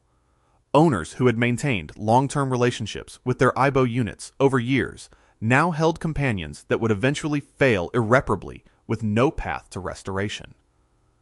In 2015, a Buddhist priest in Japan conducted formal funeral rites for broken, irreparable Aibo units gathered from bereaved owners. Approximately 100 units were honored at the ceremony. This is a documented event. Sony relaunched the Aibo in 2018 at approximately $1,700 with a monthly subscription fee attached, which suggests the primary lesson the company extracted from the discontinuation was to monetize the emotional bond through recurring revenue, rather than simply not creating and then abandoning it. 55. The fax machine was positioned throughout the 1980s and 90s as the permanent backbone of business document transmission, technology so embedded in commercial infrastructure that meaningful displacement was not a realistic near-term scenario. Then email became universal, and the fax machine was declared obsolete approximately every 18 months for the following 30 years, while continuing to transmit approximately 1.7 billion documents annually in Japan alone. Japan's sustained fax adoption is attributed to the complexity of kanji characters, which were difficult to transmit digitally before Unicode standardization, combined with institutional preferences for physical document signatures that persisted after the technical barrier was resolved. The Japanese government conducted a major initiative beginning in 2021, specifically to eliminate fax usage across government offices, a reform effort significant enough to require dedicated legislation and public communication campaigns. In the United States, the healthcare industry remains one of the largest active fax users in the world due to documentation requirements and legacy system integration that predates digital alternatives. American hospitals are currently transmitting patient records via a technology whose foundational patent was filed in 1843, which predates the telephone and is a sentence that no one working in health information technology in 2024 expected to still be accurate about their daily operational reality. 56. The Personal Carbon Footprint Tracker app emerged from a compelling premise: make individual emissions visible through data, gamify reduction through behavioral nudges, and empower consumers to drive climate action through aggregated personal choices that would collectively produce measurable emissions reductions at scale. The concept of the personal carbon footprint was popularized by a BP advertising campaign launched in 2004, designed specifically to shift public discourse from corporate and industrial emissions accountability toward individual consumer behavior, a framing that positions the fossil fuel industry as a neutral supplier of choices rather than a primary driver of emissions. BP's own operational emissions as a company dwarfed the aggregate lifestyle choices its calculator was designed to address. Research on personal carbon footprint apps consistently finds that they increase environmental awareness without demonstrating consistent behavioral change or emissions reduction at scale. The app's primary recommendations: eat less meat, fly less, drive less, require structural support in the form of transit alternatives, food system changes, and economic incentives that the app does not provide and cannot create. Multiple personal carbon tracking apps, including Oro Echo, have shut down or pivoted. Joro raised $5 million and has struggled with user retention, which is the common fate of behavior change apps attempting to solve infrastructure problems through individual data visibility. 57. Continuous glucose monitors designed for diabetic patients were adopted by the wellness industry as optimization tools for metabolically healthy individuals, marketed by companies including Levels Health and NutriSense as devices revealing how specific foods spike your glucose and enabling precision metabolic management unavailable through any other means. Levels Health raised $38 million and received extensive coverage in health and technology media. A postprandial glucose spike in a metabolically healthy person is a normal physiological response. The pancreas releases insulin, glucose is cleared, and the system returns to baseline. This is how metabolism is supposed to function, not a pathological event requiring optimization or intervention. Stanford researcher Michael Snyder published a study using continuous glucose monitors in non-diabetic individuals and found significant inter-individual variation in glucose responses to identical foods, a scientifically interesting finding. The wellness industry translated this into the marketing claim that a continuous glucose monitor reveals which foods spike your specific glucose, while the study's clinical implications for non-diabetic health optimization remain substantially under-researched by the standards required to support that claim. Continuous glucose monitors prescribed for non-diabetic use are not covered by insurance in most cases, costing $100 to $200 per 10 to 14-day sensor. Giving a medical device for a metabolic disease to people without that disease produces data about normal processes that someone has decided to call a problem. 58 smart mirrors with embedded displays showing fitness classes, skin analysis results, health metrics, and augmented reality cosmetic previews were going to transform the bathroom and bedroom into interactive wellness hubs, disrupting both the fitness and beauty industries simultaneously by making your reflection the interface for a subscription-based health and appearance optimization platform. Mirror launched in 2018 at $1,495 plus a $39 monthly subscription. Lululemon acquired it for $500 million in June 2020 at the peak of pandemic home fitness enthusiasm, interpreting the category's pandemic-driven growth as evidence of a durable behavioral shift. Lululemon took a $442 million impairment charge on Mirror in fiscal 2023 and sold the business in 2024 for a fraction of the acquisition price. Hi Mirror, a beauty-focused smart mirror with skin analysis features, launched at $189 and tracked skin condition metrics through an embedded camera. Consumer reviews consistently noted that its skin recommendations were generic. Drink more water, apply sunscreen, get more sleep. Advice that has been available from dermatologists, packaging inserts, and the internet for decades without requiring a camera pointed at your face every morning. The smart fitness mirror was acquired for $500 million and generated $442 million in write-offs.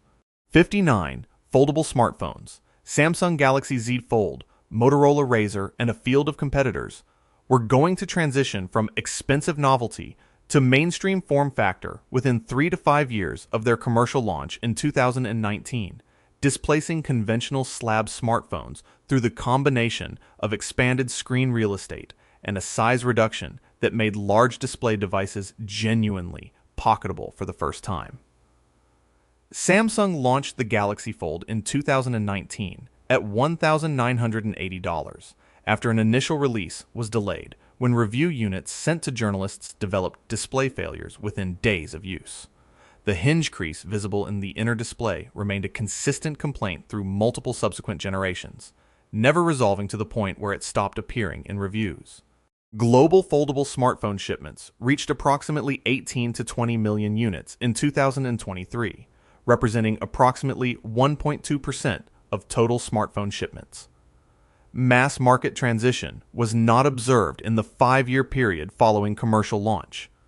The durability concerns, price premium of roughly 2 to 3 times equivalent non-folding flagships, and visible crease have proven persistent barriers rather than temporary first-generation problems awaiting engineering resolution.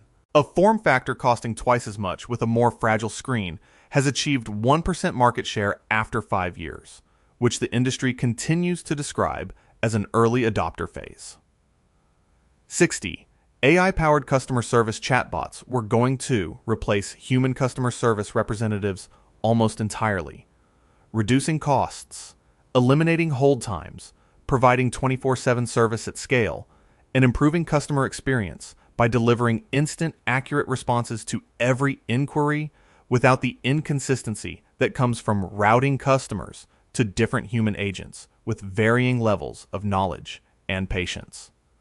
A 2022 Forrester Research survey found that 54% of U.S. consumers reported encountering a chatbot in customer service, and of those, 63% said the chatbot did not understand their request. A 2023 Gartner survey found that chatbot deployments had a 70% abandonment rate before issue resolution, meaning customers gave up before their problem was solved in the majority of interactions. The cost reduction outcome is empirically validated. Chatbot deployments do reduce the number of human agents required. The service improvement outcome is not. Customer satisfaction with chatbot resolution consistently lags human resolution across industries and survey methodologies. The emergence of generative AI chatbots beginning in 2023 improved conversational naturalness, while introducing hallucination as a failure mode. The confident provision of incorrect information about products, policies, and procedures. The chatbot revolution made it measurably harder to resolve customer problems, while successfully being described as a service improvement by a remarkable number of corporate communications teams. 61 solid-state batteries using a solid electrolyte instead of liquid were going to double electric vehicle range, eliminate fire risk, enable charging times measured in minutes rather than hours, and arrive in commercial automotive applications within 3 to 5 years. A timeline announced with conviction by Toyota, QuantumScape, and a field of competitors beginning around 2020. QuantumScape went public via SPA-T merger in November 2020, reaching a peak market capitalization of approximately $16 billion. The company had no commercial product, no manufacturing facility at scale, and had released only small cell laboratory data at the time of peak valuation. Short seller Scorpion Capital published a report in April 2021 alleging that QuantumScape's published results were not reproducible at commercially relevant scale. QuantumScape disputed the findings. The stock declined approximately 80% from peak by mid-2021. Toyota announced in 2023 that it would launch a solid-state battery electric vehicle by 2027 to 2028. Having previously announced 2025 targets. The core manufacturing challenge: solid-state electrolytes are brittle, expand, and contract during charge cycles, creating mechanical stress, and require tolerances not yet achievable at automotive scale and cost. Has not changed between announcement cycles, only the projected date attached to overcoming it. 62. Virgin Galactic and its competitors were going to make space accessible to non-billionaires within a decade, a new mass-market industry analogous to commercial aviation's democratization of flight in the 20th century, where the early high prices would decline through engineering iteration, operational experience, and economies of scale until space tourism was available to a broad consumer population rather than an ultra-high net worth niche. Virgin Galactic began selling tickets for suborbital flights in 2004 at $200,000 each. By the time commercial flights began in 2023, the price had increased to $450,000 per seat. VSS Unity flew its first commercial passenger flight in August 2023. In September 2023, Virgin Galactic suspended commercial operations for scheduled maintenance and subsequently announced VSS Unity would be retired in favor of a next-generation vehicle not expected before 2026. Blue Origin's New Shepard suborbital vehicle flew paying customers at prices reportedly in the range of $450,000 and above. The commercial aviation analogy fails at the fundamental economics. Jet fuel costs and aircraft construction costs declined through engineering iteration and scale. Rocket propulsion faces physics constraints that do not respond to scale the way turbine manufacturing does. Space tourism for non-billionaires remains available exclusively to people with $450,000 for a 4-minute experience. 63. Public internet kiosks. Coin-operated or card-operated terminals installed in airports, shopping malls, and street corners throughout the late 1990s and early 2000s were going to democratize internet access for people without home computers and generate substantial commercial revenue from pay-per-minute browsing sessions that would build into a scalable business. As internet usage became a daily necessity for commerce, communication, and information access, Companies including iTouch, Quest, and numerous others deployed public internet kiosks throughout that period. Kiosk deployment in the United States peaked at approximately 50,000 to 80,000 units around 2000 to 2001. New York City's Link NYC program replaced public payphones with free gigabit Wi-Fi kiosks beginning in 2016. Not paper-minute terminals, but free public internet access points, which eliminated the paid model entirely in the most visible urban deployment of its successor technology. Studies on public touchscreen surfaces found bacterial contamination levels comparable to public restroom surfaces, a finding that became more relevant to consumer decision-making as public hygiene awareness increased after 2020. The proliferation of smartphones with cellular data eliminated the addressable market for paid public internet access more completely than any competitor could have. The pay-per-minute internet terminal was destroyed by free Wi-Fi, pocket computers, and the accurate observation that sharing a keyboard with thousands of strangers costs something. 64 subcutaneous RFID and NFC microchips implanted in the human hand were going to replace keycards, passwords, and payment cards. A seamless, unforgeable personal identification system that would make your body your universal credential, eliminating the friction of carrying physical access tokens and the vulnerability of passwords that can be forgotten, stolen, or phished. 3 Square Market, a Wisconsin vending technology company, offered voluntary RFID chip implants to employees in August 2017. 41 of approximately 80 employees accepted. The chips enabled building access and vending machine purchases. Media coverage was global. Commercial adoption by other companies was essentially zero in the years following. Passive NFC chips implanted in the hand operate at 13.56 MHz. Human body tissue attenuates signals at this frequency, reducing read range to millimeters and requiring precise positioning against a reader. A precision requirement that undermines the seamlessness the technology was supposed to provide. Implanted chips cannot be remotely updated.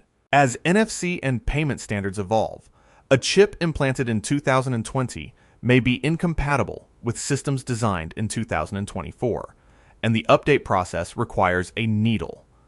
Biohacks International, a leading biochip implant provider, has implanted approximately 6,000 chips globally. The technology making your body a universal digital credential has been adopted by 6,000 people worldwide, each carrying hardware that cannot receive a firmware update without medical intervention. 65. Google's Project Era and its competitors were going to create a smartphone ecosystem where users could swap individual components. Cameras, batteries, processors, displays, extending device lifespan indefinitely, reducing electronic waste at scale, and allowing the kind of hardware customization that desktop computer builders had enjoyed for decades, but mobile users had never been offered. Project Era originated at Motorola Advanced Technologies and was retained by Google when it sold Motorola to Lenovo in 2014. Google invested significant engineering resources before canceling the project in September 2016. During a live demonstration at Google I/O in 2016, the Project Ara prototype dropped its camera module when the phone's high-speed module ejection system activated in response to a voice command.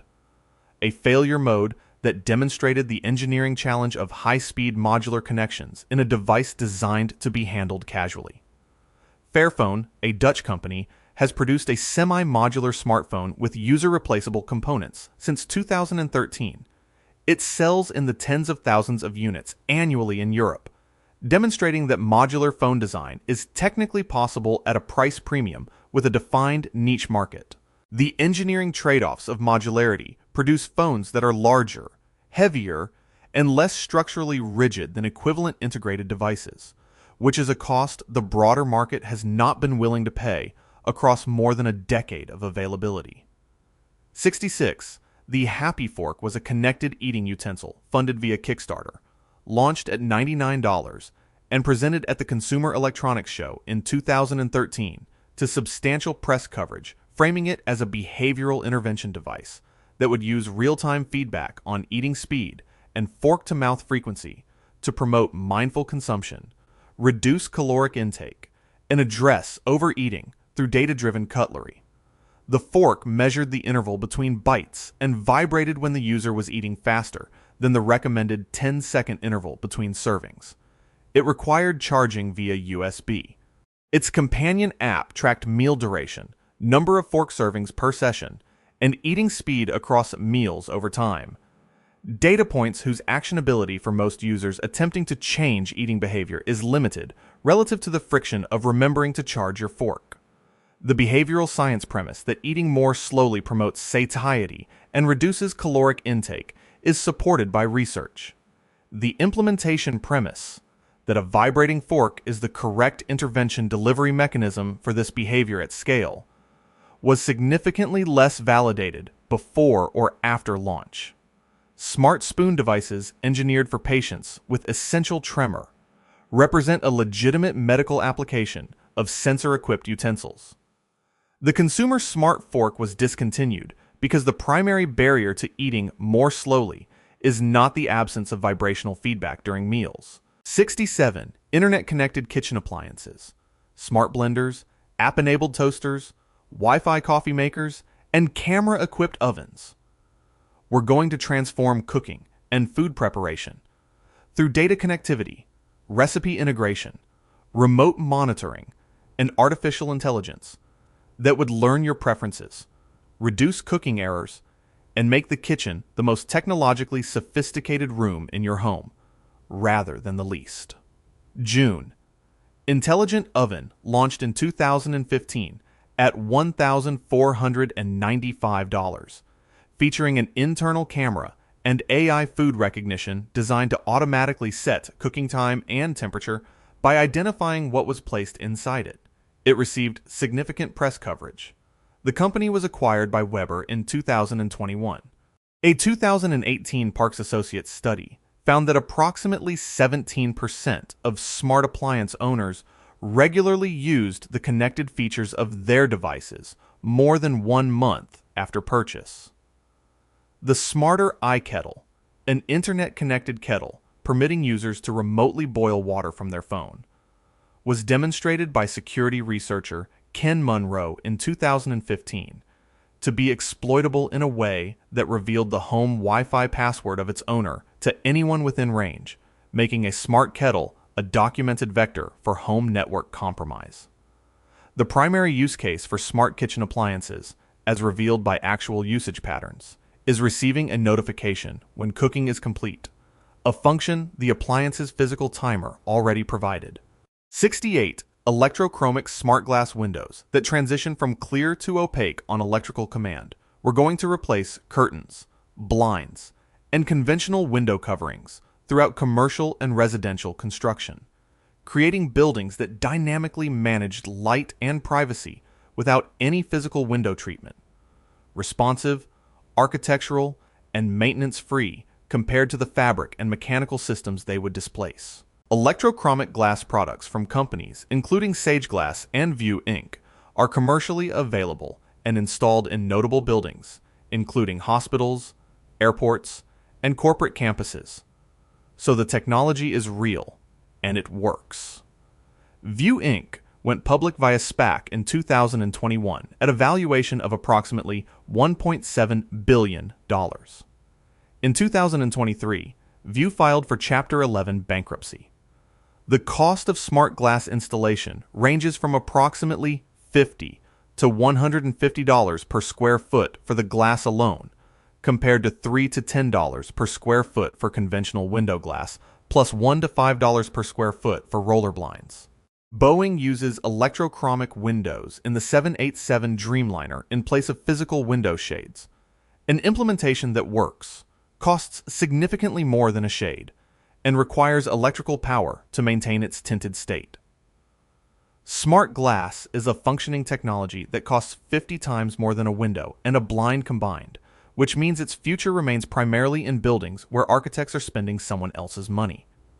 69. The paperless office was predicted by Businessweek in 1975 as the inevitable outcome of office computing. Within a generation, digital information management would eliminate paper from professional environments entirely, reducing costs, improving organization, and freeing offices from the physical burden of filing systems, storage rooms, and document distribution infrastructure that consumed significant space and labor. U.S. office paper consumption at the time of that prediction was approximately 850 billion pages per year.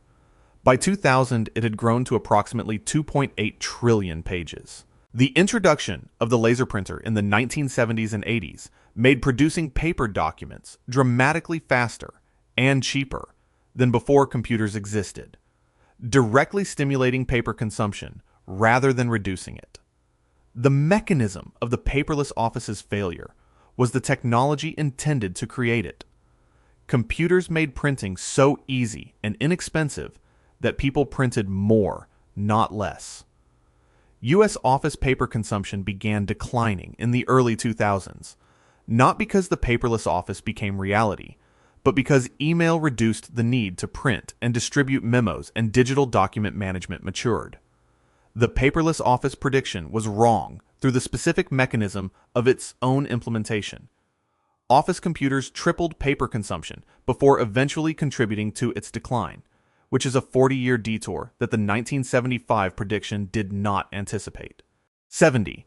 Kodak invented the digital camera in 1975 when engineer Steve Sasson built the first self-contained digital imaging device, capturing images at 0.01 megapixels and storing them on cassette tape, and filed a patent on the technology, making Kodak the company that invented the product that would eventually destroy it, with decades of advance notice about exactly how that destruction would proceed.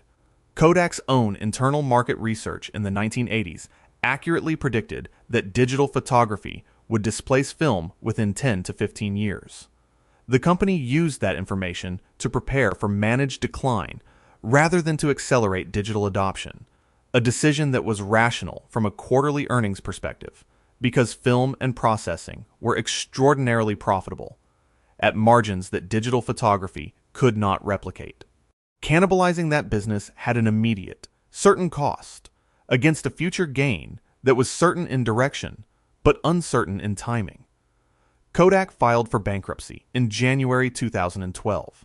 Instagram, a company with 13 employees at the time, was acquired by Facebook for $1 billion the same year. Kodak invented digital photography, accurately predicted it would eliminate the film business, calculated that protecting the film business was more immediately profitable, and then watched it eliminate the film business anyway, which is the most expensive proof that being right about the future and acting on it are two completely different capabilities. 71. The 2016 launches of the Oculus Rift, HTC Vive, and PlayStation VR were going to establish consumer virtual reality as a mainstream entertainment platform. The gaming and immersive media future that had been promised since the 1990s finally realized with hardware capable enough to deliver what the concept had always implied, but previous technology could not achieve. The Oculus Rift launched in March 2016 at $599, requiring a PC with a minimum retail cost of approximately $1,000, producing a total entry cost of $1,500 to $2,000 for a first-generation experience. Superdata Research projected 2.9 million Oculus Rift units sold in 2016. Actual estimated shipments were approximately 355,000 units, roughly 87% below projection. Vestibular visual conflict, the primary cause of VR motion sickness, affects a significant proportion of users, with estimates ranging from 25 to 40% experiencing symptoms during extended sessions. This is a physiological constraint determined by the relationship between visual input and inner ear sensation, not an engineering problem that better hardware resolves.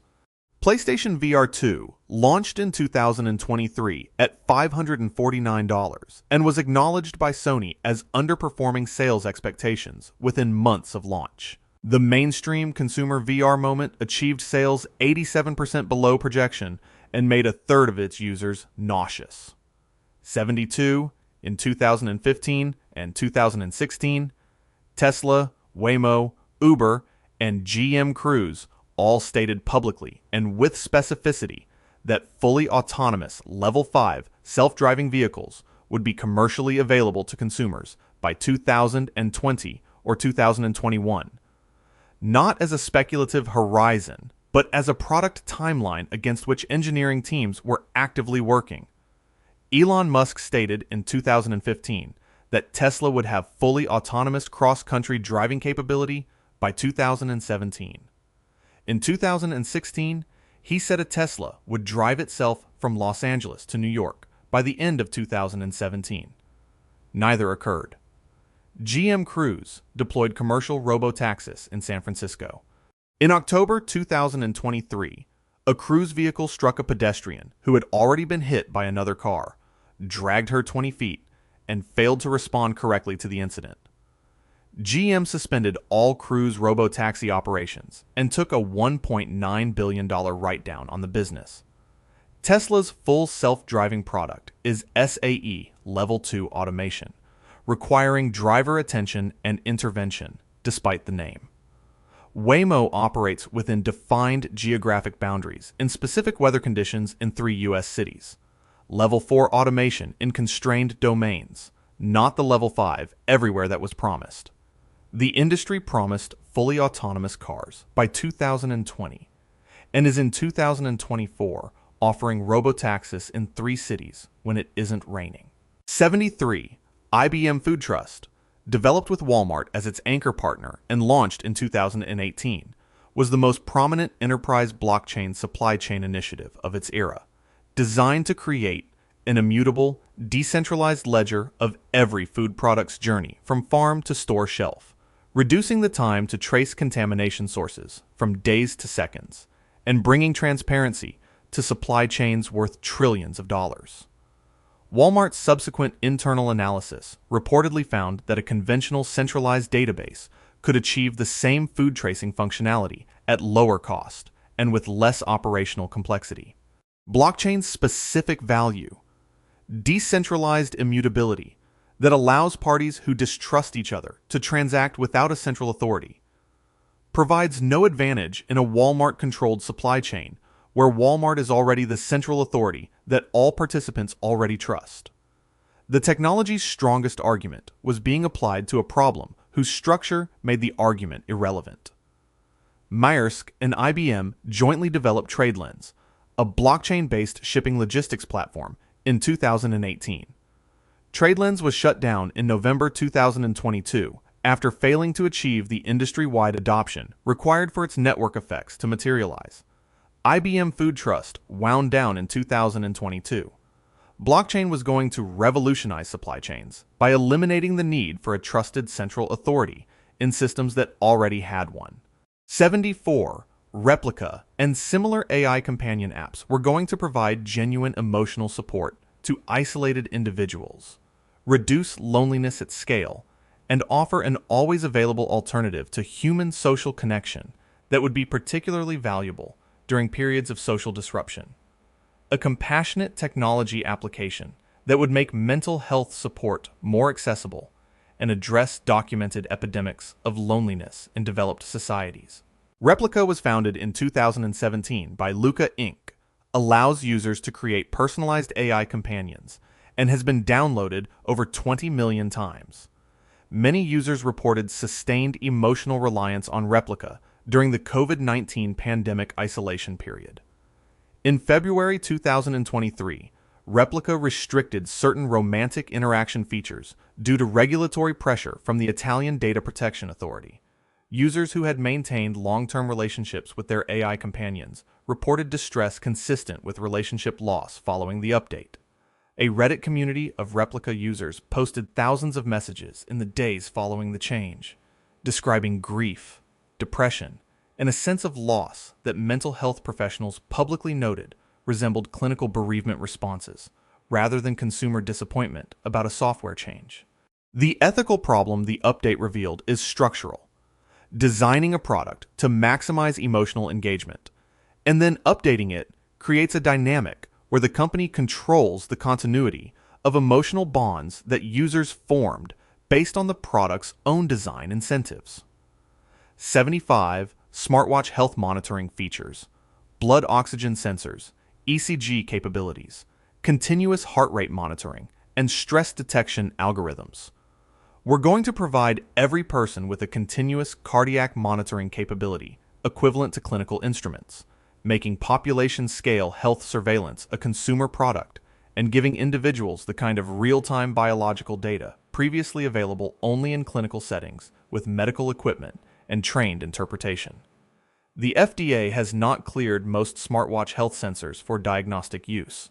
Apple's ECG feature is FDA cleared, specifically for detection of atrial fibrillation and explicitly not cleared for detection of heart attacks, other arrhythmias, or as a replacement for clinical evaluation, a distinction that is meaningful and frequently misunderstood by users who purchase the device partly on the basis of its health monitoring capabilities.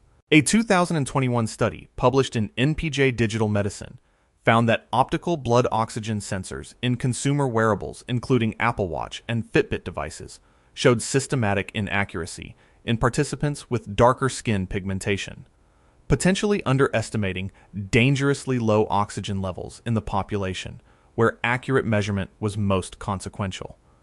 A device that tells you it's monitoring your heart health, while carrying a disclaimer that it cannot detect most heart conditions and that shows systematic accuracy errors based on your skin tone, is a wellness device wearing a white coat rather than a medical instrument earning one. 76. Solar Impulse 2's completion of a round-the-world flight in July 2016 was presented widely as proof that solar-powered aviation was a viable, scalable path toward commercial air travel. A clean energy breakthrough demonstrating that the physics of solar flight had been resolved and that the remaining barriers were primarily economic and regulatory rather than fundamental. Solar Impulse 2 took 23 days of actual flying spread across 16 months of elapsed time to complete its circumnavigation. It carried 0 passengers. Its cockpit accommodated 1 pilot. Its wingspan of 72 meters, larger than a Boeing 747, was required to generate sufficient solar collection area for the power demands of flight. Its average speed during the journey was approximately 70 miles per hour, compared to the 560 miles per hour at which a Boeing 777 operates. The energy density of solar panels, watts generated per kilogram of panel weight, is fundamentally insufficient to power a commercial aircraft carrying meaningful passenger payload, and this is a physics constraint rather than an engineering problem awaiting a better solar cell. Commercial aviation decarbonization. Efforts in actual development focus on sustainable aviation fuels, hydrogen, and battery electric aircraft for short routes. Solar Impulse proved a plane larger than a 747. Carrying 1 person can circle the Earth in 16 months, which is a complete description of why it isn't replacing the aircraft it's larger than. 77 atmospheric water generators, devices that extract drinking water from ambient humidity, were marketed alongside other portable purification gadgets as technology solutions to the global water access crisis, framing engineering ingenuity as the primary missing ingredient in addressing a problem that affects hundreds of millions of people who lack reliable access to clean drinking water. Atmospheric water generators require between 100 and 1,000 watts of electricity to produce 1 liter of water, depending on ambient humidity conditions. In tropical, humid environments, efficiency is at its highest. In arid environments, where water scarcity is most acute and the need most urgent, efficiency drops dramatically because there is less moisture in the air to extract, making the devices least effective precisely where they are most needed. Source: Global installs hydro panels using solar power to extract atmospheric water. A system of 2 panels costs approximately $2,000 to $5,000 and produces 4 to 10 liters per day.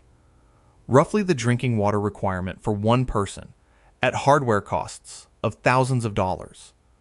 The global water access problem is primarily a distribution, infrastructure, and governance problem, not a technology problem.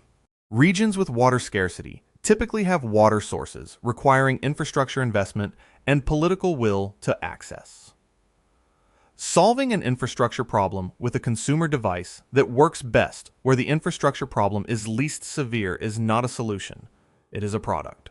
78. Generative AI image tools, including Midjourney, DALL-E, and Stable Diffusion, were going to replace professional illustrators, concept artists, and graphic designers within 2 to 3 years of their mainstream introduction in 2022. A displacement so total and so rapid that industry observers describe the illustration profession in essentially past tense terms within months of the tools becoming publicly available. Getty Images sued Stability AI in 2023 for allegedly training Stable Diffusion on Getty's licensed image library without permission, one of multiple lawsuits filed by content owners against AI image companies, with legal outcomes still pending as of 2024. A 2023 survey of illustrators by the Graphic Artists Guild found significant declines in freelance rates and assignment volume in categories most directly addressed by AI generation: stock illustration, simple character art, and social media graphics. AI image tools consistently produce characteristic artifacts: hands with incorrect finger counts, text rendered as visually plausible but semantically meaningless strings, symmetry errors that require human correction. Companies that adopted AI-only visual production frequently encountered client rejection and brand inconsistency in premium markets. The technology is genuinely disruptive to markets paying artists a few dollars per image and a substantially smaller competitive threat to markets paying thousands, which is how automation works and is never how it's described at the moment of maximum enthusiasm. 79. Digital rights management systems applied to music, films, software, and ebooks were going to solve digital piracy by making unauthorized copying technically impossible through encryption, access controls, and hardware-level enforcement, protecting intellectual property and the revenue streams that fund creative industries from the structural threat posed by perfect digital reproduction at zero marginal cost. Sony's Extended Copy Protection Rootkit, deployed on music CDs in 2005, installed hidden software on Windows computers that created security vulnerabilities exploitable by third-party malware. Sony recalled approximately 4.7 million CDs after security researchers exposed the rootkit. The DRM did not prevent copying.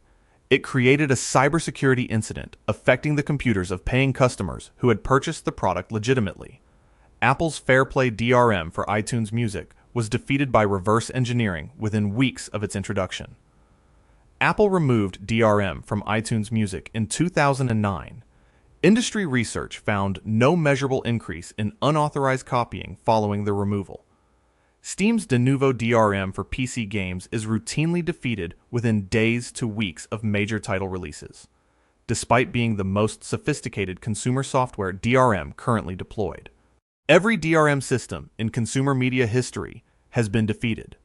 The most effective anti-piracy interventions, making legal content convenient and competitively priced, required no encryption at all and were available as a strategy before the first DRM system was deployed. 80.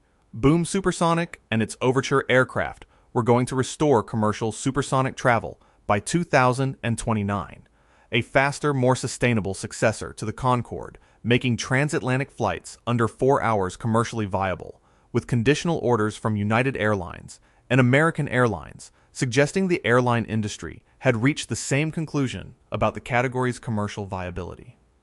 Boom Supersonic was founded in 2014.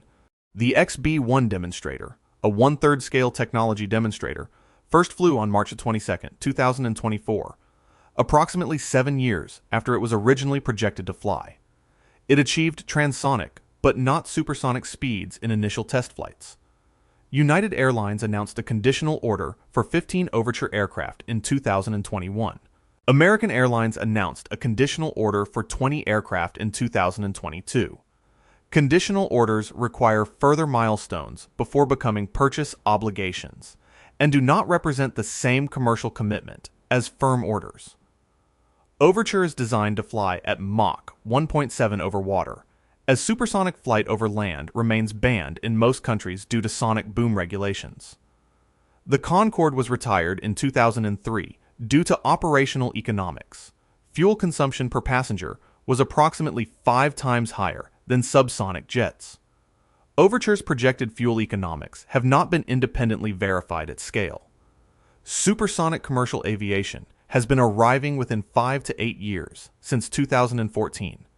81 pay-per-minute public internet kiosks deployed throughout the late 1990s positioned themselves as the infrastructure layer that would bring internet access to urban populations who lacked home computers, generating revenue from the same user base that would eventually demand home access, and building a commercial network on the premise that internet access would remain a paid, location-specific service rather than an ambient utility available everywhere at no marginal cost.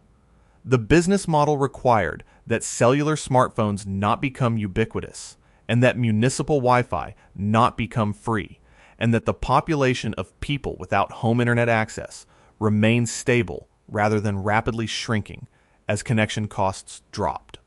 None of those conditions held. New York City's Link NYC program replaced public payphones with free gigabit Wi-Fi kiosks beginning in 2016, eliminating the paid model in the most prominent urban deployment context. Studies on public touchscreen surfaces, including kiosk interfaces, found bacterial contamination comparable to public restroom surfaces, a finding with obvious implications for devices shared by hundreds of daily users and touched by hands that have recently been in contact with subway poles, door handles, and other high-contact urban surfaces. By 2010, the smartphone had replaced the kiosk's core function for the majority of its target users without requiring them to locate a kiosk, insert a payment, or share a keyboard with the previous 300 users. 82. Subcutaneous RFID and NFC microchip implants positioned as consumer credential devices promised seamlessness. Your body becoming the key that opens every door, completes every payment, and proves every identity without cards, phones, or passwords that can be lost, stolen, forgotten, or compromised. Three Square Market's 2017 Employee Microchipping Program enrolled 41 people, generated global press coverage, and produced essentially zero commercial adoption by other organizations in the years following, which is the market's answer to whether the concept had general applicability beyond a single Wisconsin vending company making a publicity decision. Passive NFC chips implanted in the hand require the chip to be positioned within millimeters of a reader, a precision requirement that undermines the seamless frictionlessness the technology was marketed to provide, since finding the exact orientation that produces a successful read is not materially different from positioning a card or phone against a terminal. Implanted chips cannot receive remote updates. As NFC standards and payment protocols evolve, hardware implanted in your hand requires a needle to update, which is a software update process that Apple's over-the-air system does not prepare you for. Biohacks International has implanted approximately 6,000 chips globally across all markets. The universal digital credential implanted in your body has been adopted by 6,000 people, which is a number that fits in a medium-sized concert venue. 83. Project Era, Google's modular smartphone initiative, was going to create a phone ecosystem where you could swap individual components as they improved or failed, extending device lifespan indefinitely, reducing electronic waste, and giving mobile users the hardware customization flexibility that desktop computer builders had enjoyed for decades without access to portable form factors. The project originated at Motorola Advanced Technologies, was retained by Google when Motorola was sold to Lenovo in 2014, received significant engineering investment, and was canceled in September 2016. During a live demonstration at Google I/O in 2016, The Project Era prototype dropped its camera module when the phone's high-speed module ejection system activated in response to a voice command during the presentation, which is a failure mode that was simultaneously unfortunate and informative about the engineering challenges involved. Fairphone has sold a semi-modular smartphone with user-replaceable components since 2013, demonstrating that the concept is technically feasible. It sells in the tens of thousands of units annually in European markets, demonstrating that the market is real, defined, and niche. The engineering trade-offs of modularity, larger dimensions, heavier weight, less structural rigidity, represent costs the broad market has declined to pay across more than a decade of commercial availability from a company actively selling the product they say they want. 84. The Happy Fork was a USB charging, Bluetooth-connected eating utensil presented at the Consumer Electronics Show in 2013 that would deliver real-time feedback on eating speed through vibration, transforming the act of eating into a data-informed behavioral intervention that would reduce caloric intake, improve digestion, and address overeating through the same quantified self-methodology that fitness trackers had applied to movement and sleep. The fork retailed at $99. It vibrated when you ate faster than 1 bite per 10 seconds. It required charging. Its companion app logged the data. The Behavioral Science Foundation, that eating more slowly promotes satiety signaling and reduces total caloric intake, is genuinely supported by research. The intervention design, a vibrating fork, was not validated against alternative interventions such as eating with non-dominant hand, using smaller utensils, or simply being aware of eating speed, all of which are zero-cost approaches with comparable supporting rationale. The Happy Fork was discontinued. The reason it was discontinued is not that the problem it addressed is unimportant. Overeating and pace of consumption are legitimate health concerns. The reason is that the primary barrier to eating more slowly in the population that needed help was not the absence of a connected utensil providing haptic feedback during meals. And $99 is a significant price for a solution to a problem that isn't the actual problem. 85. Internet-connected kitchen appliances generated years of launch coverage, Consumer Electronics Show debuts, and investment rounds on the premise that connectivity and artificial intelligence would transform cooking from an intuitive, experience-dependent skill into a data-optimized, app-managed process that would reduce errors, personalize outcomes, and free you from the cognitive load of deciding how long to roast something. June Intelligent Oven launched in 2015 at $1,495 with an internal camera and AI food recognition designed to identify what you placed inside it and set time and temperature automatically. It received significant coverage. Weber acquired the company in 2021. A 2018 Parks Associates study found 17% of smart appliance owners regularly used connected features more than 1 month after purchase, meaning 83% of buyers had essentially stopped engaging with the feature that differentiated the product from the version that cost $400 less. The smarter iKettle allowed remote boiling via smartphone. Security researcher Ken Monroe demonstrated in 2015 that it could be exploited to reveal the home Wi-Fi password to anyone within wireless range, making a connected kettle a documented home network vulnerability. The primary documented use of smart kitchen connectivity is receiving a completion notification, a function the physical timer on the appliance already performed before the Wi-Fi radio was installed. 86 robotic lawnmowers have been commercially available since Husqvarna launched its first automower model in 1995.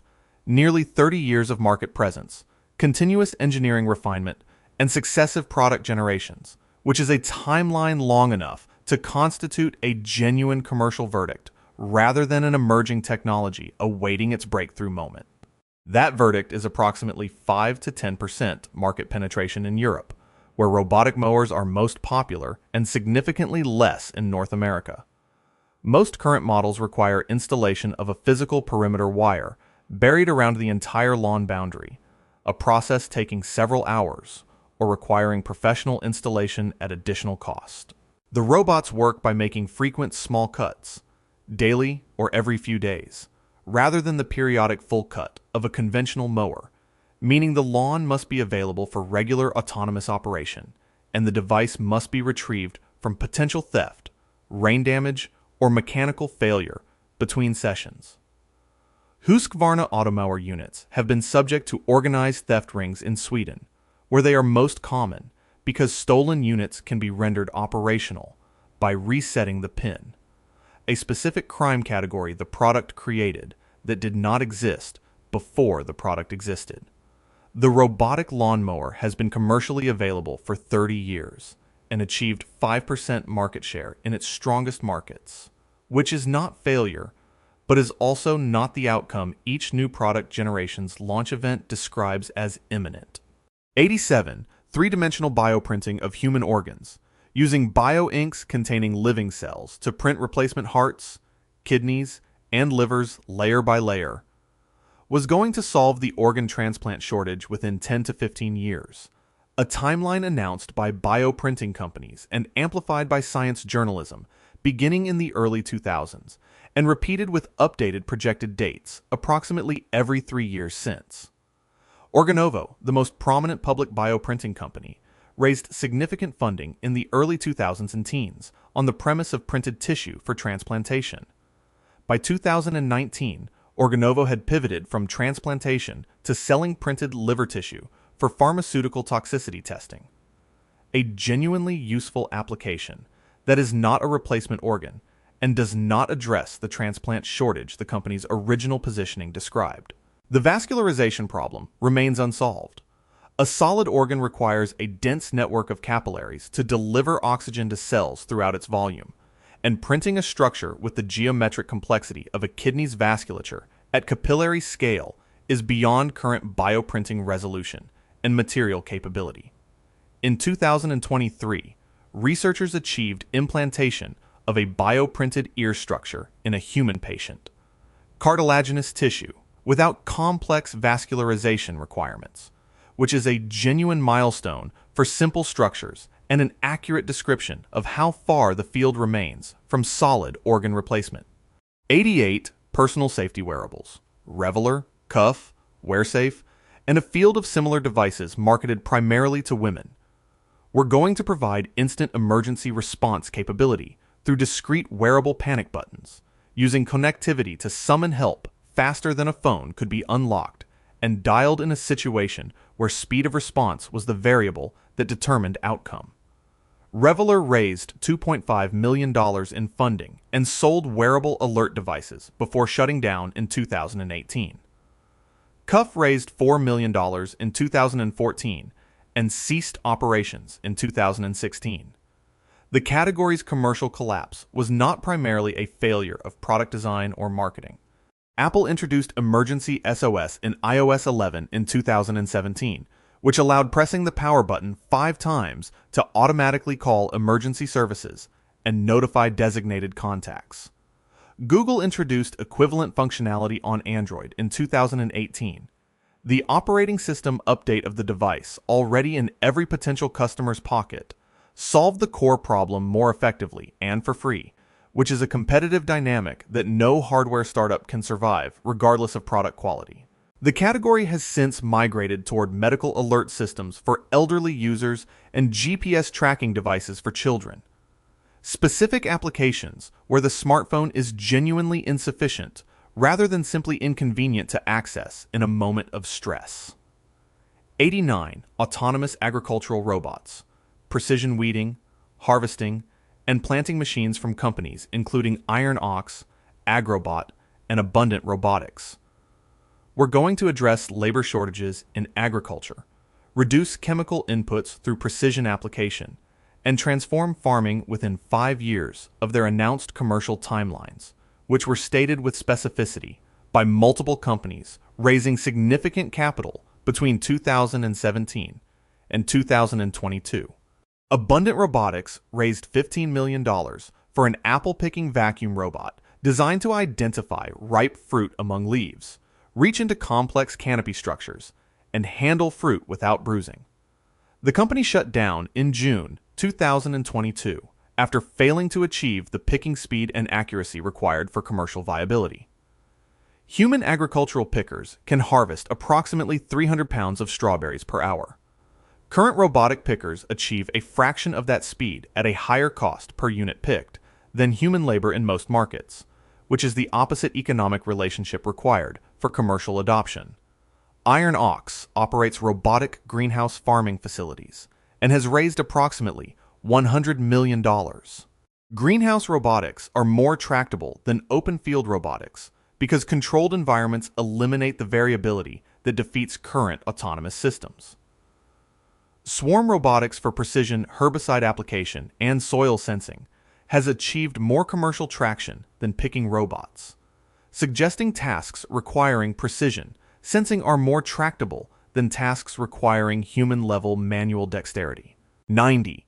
Consumer neurotechnology devices leveraging the documented connection between olfactory stimulation and memory consolidation during sleep, delivering targeted scents during specific sleep stages to enhance memory formation overnight, have been positioned as imminent consumer products since the underlying research findings generated press coverage beginning in the early 2010s. Research published in Science in 2014 by Northwestern University demonstrated that targeted memory reactivation using odor cues during slow-wave sleep improved spatial memory consolidation in a controlled laboratory setting. This is a genuine and replicated finding. The commercial gap between that finding and a consumer product is the implementation problem. Delivering a scent at precisely the correct sleep stage requires monitoring sleep stages in real time, with sufficient accuracy to time the intervention correctly, then activating a scent delivery mechanism with millisecond precision. Consumer sleep trackers do not have sufficient sleep stage accuracy to implement this reliably, as the same research literature establishing the olfactory memory effect also documents the limitations of consumer-grade sleep stage detection. The history of consumer brain enhancement technology, transcranial direct current stimulation headsets, neurofeedback devices, and similar products consistently demonstrates the gap between laboratory findings with expert-supervised specific protocols and consumer device performance in uncontrolled home use. A technology that works in a sleep lab under controlled conditions is not the same product as the consumer device that works while you determine your own sleep stage. 91. Geostationary satellite internet services, including Viasat and HughesNet, were marketed as broadband solutions for rural and remote areas that terrestrial infrastructure couldn't reach. The technology that would close the digital divide by delivering high-speed connectivity to anyone with a clear view of the sky, regardless of geographic location or distance from fiber infrastructure. Geostationary satellites orbit at 35,786 kilometers altitude. The round-trip signal travel time at that distance imposes a minimum latency of approximately 480 milliseconds at the speed of light before any processing delays are added, producing total round-trip latency of approximately 600 to 800 milliseconds. This latency is architectural. It is determined by orbital mechanics and the speed of light, not by antenna design or signal processing, meaning it cannot be engineered away while the satellite remains at geostationary altitude. Video calls, online gaming, real-time applications, and interactive web browsing all degrade significantly at 600 millisecond latency compared to the 5 to 20 millisecond latency of fiber connections. HughesNet and Viasat both imposed data caps that throttled speeds after monthly allowances were consumed. SpaceX's Starlink, using low Earth orbit satellites at approximately 550 kilometers altitude, achieves 20 to 40 millisecond latency and represents a genuine solution to the problem that geostationary systems could not solve. Prior satellite internet provided coverage to underserved areas while delivering an experience that was technically broadband and functionally limited for the applications broadband is primarily used for. 92. dedicated digital newspaper reading tablets developed by publishers and technology companies in the early to mid-2000s.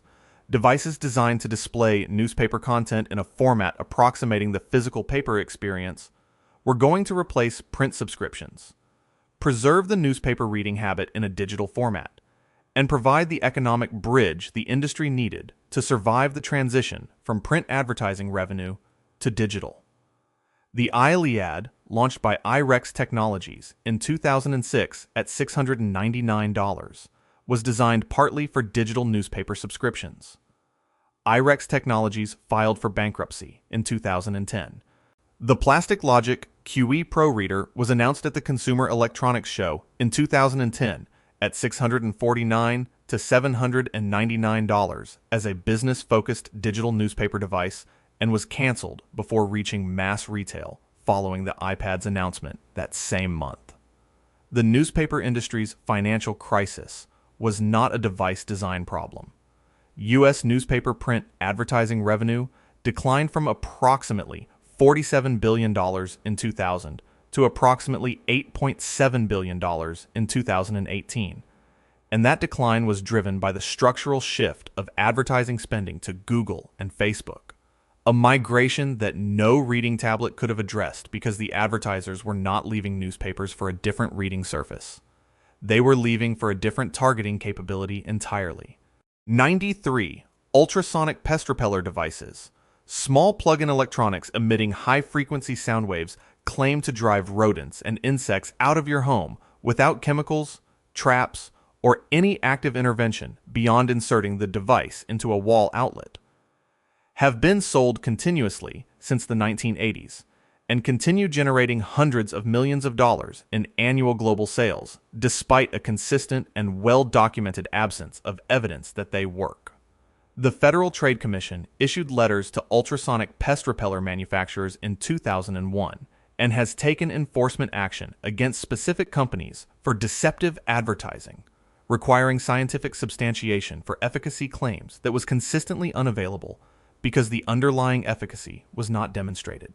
A review published in the Journal of Economic Entomology examined available research and found no consistent evidence that ultrasonic devices repel cockroaches, rodents, or other common household pests in real-world conditions. Amazon bestseller lists in the pest control category regularly feature ultrasonic devices with thousands of positive reviews despite the absence of controlled efficacy evidence, which is a testament to the human capacity to attribute pest absence to the most recently purchased intervention, rather than to seasonal variation, habitat changes, or the other pest control methods used simultaneously. The product sells better the less effective it is, because its failure is invisible until the pest problem it didn't address becomes impossible to ignore. 94. The Arab Spring of 2010 to 2012 was attributed in substantial Western press coverage to Twitter and Facebook as the technological catalyst that enabled democratic revolution, establishing that social media platforms were fundamentally democratizing forces that authoritarian governments could not effectively resist once their populations had access to the connectivity these platforms provided. Malcolm Gladwell published an analysis in The New Yorker in October 2010, before the Arab Spring's peak, arguing that social media's weak tie networks were structurally unsuited to the high-risk activism required for genuine political change under authoritarian conditions. He was substantially correct. Evgeny Morozov's 2011 book documented how authoritarian governments used the same social media platforms to monitor, identify, and arrest activists. The surveillance capability of connected platforms functions symmetrically in both directions. Tunisia, the Arab Spring's most successful democratic outcome, relied on established trade union networks, a functioning civil society, and an army that declined to fire on protesters, none of which are products of Facebook.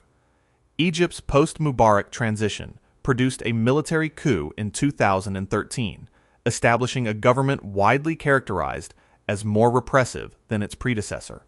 Attributing the Arab Spring to Twitter is the equivalent of attributing the outcome to the printing press. The technology facilitated communication, while the results were determined by military, institutional, and historical forces that no platform's terms of service addresses.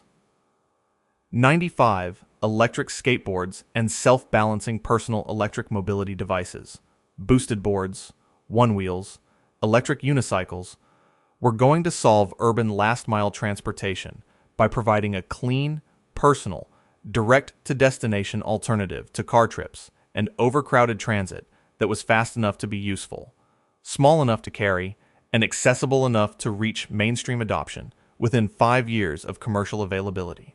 Boosted boards launched via Kickstarter in 2012, raising $467,000, and went bankrupt in March 2020 after raising approximately $73 million in total funding.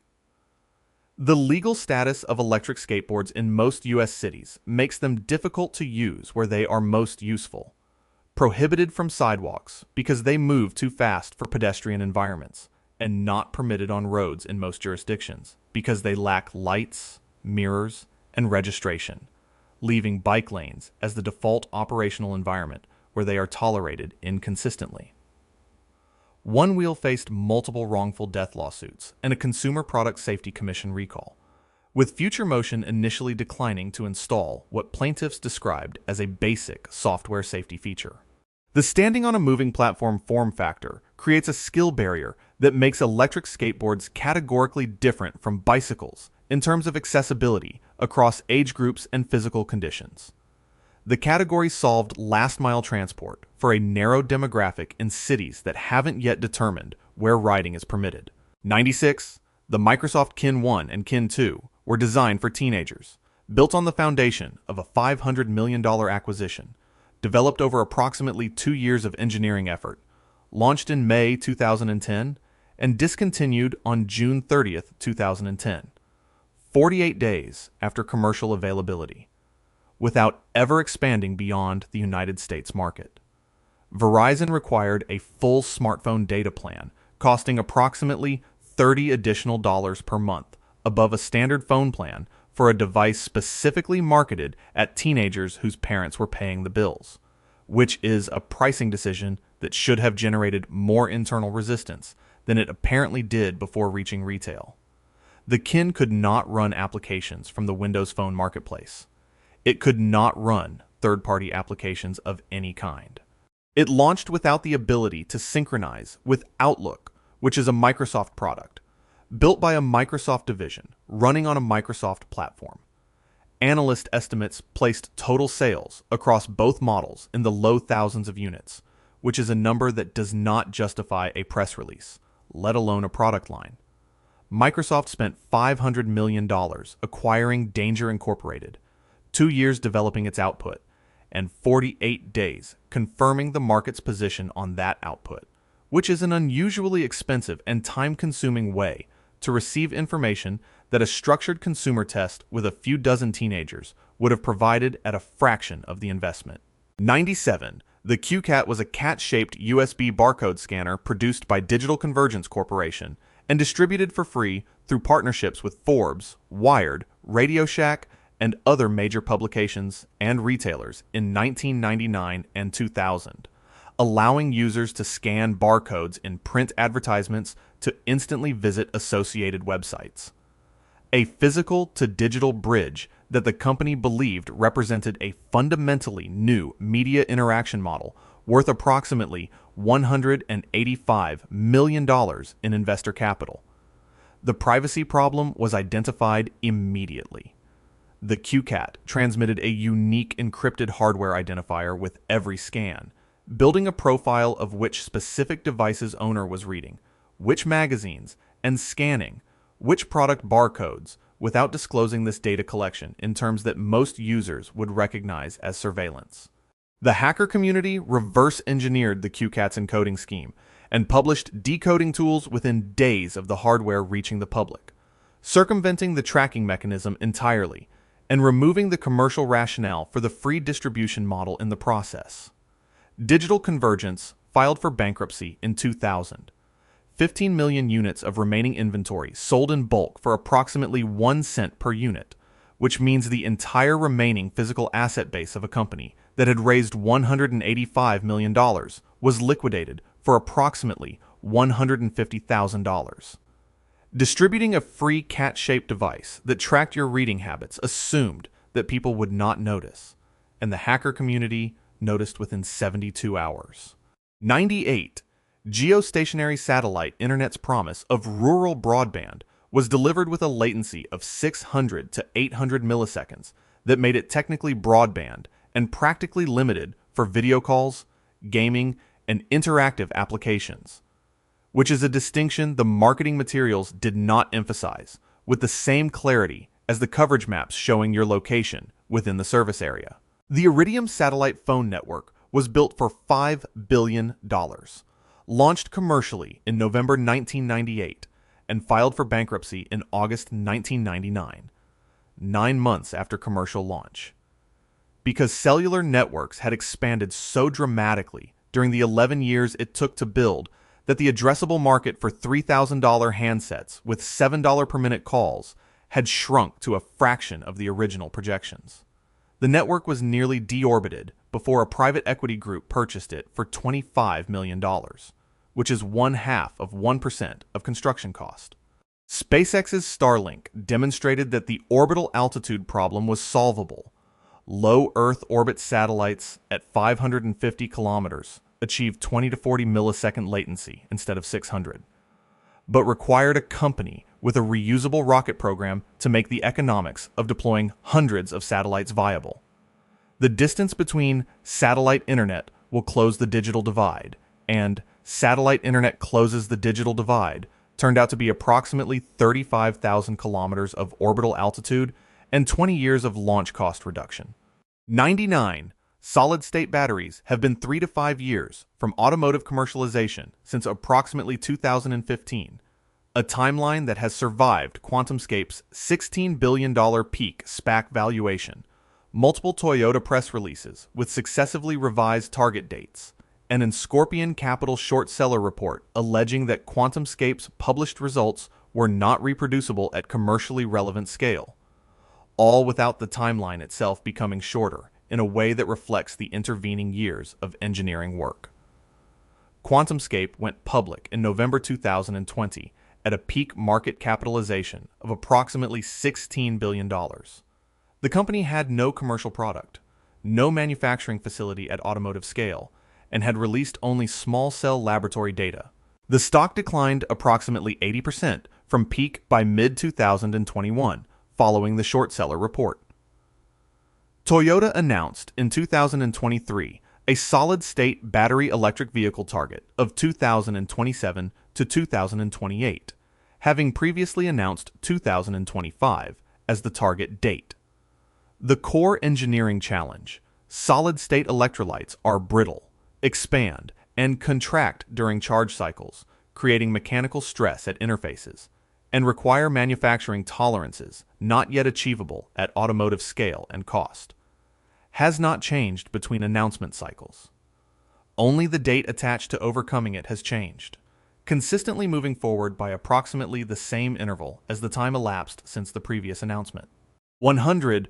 Virgin Galactic flew its first commercial passenger flight in August 2023 at $450,000 per seat, 29 years after the commercial space tourism concept became a serious business proposition, and 19 years after Richard Branson began selling tickets for flights that were perpetually between 3 and 5 years from commercial operation.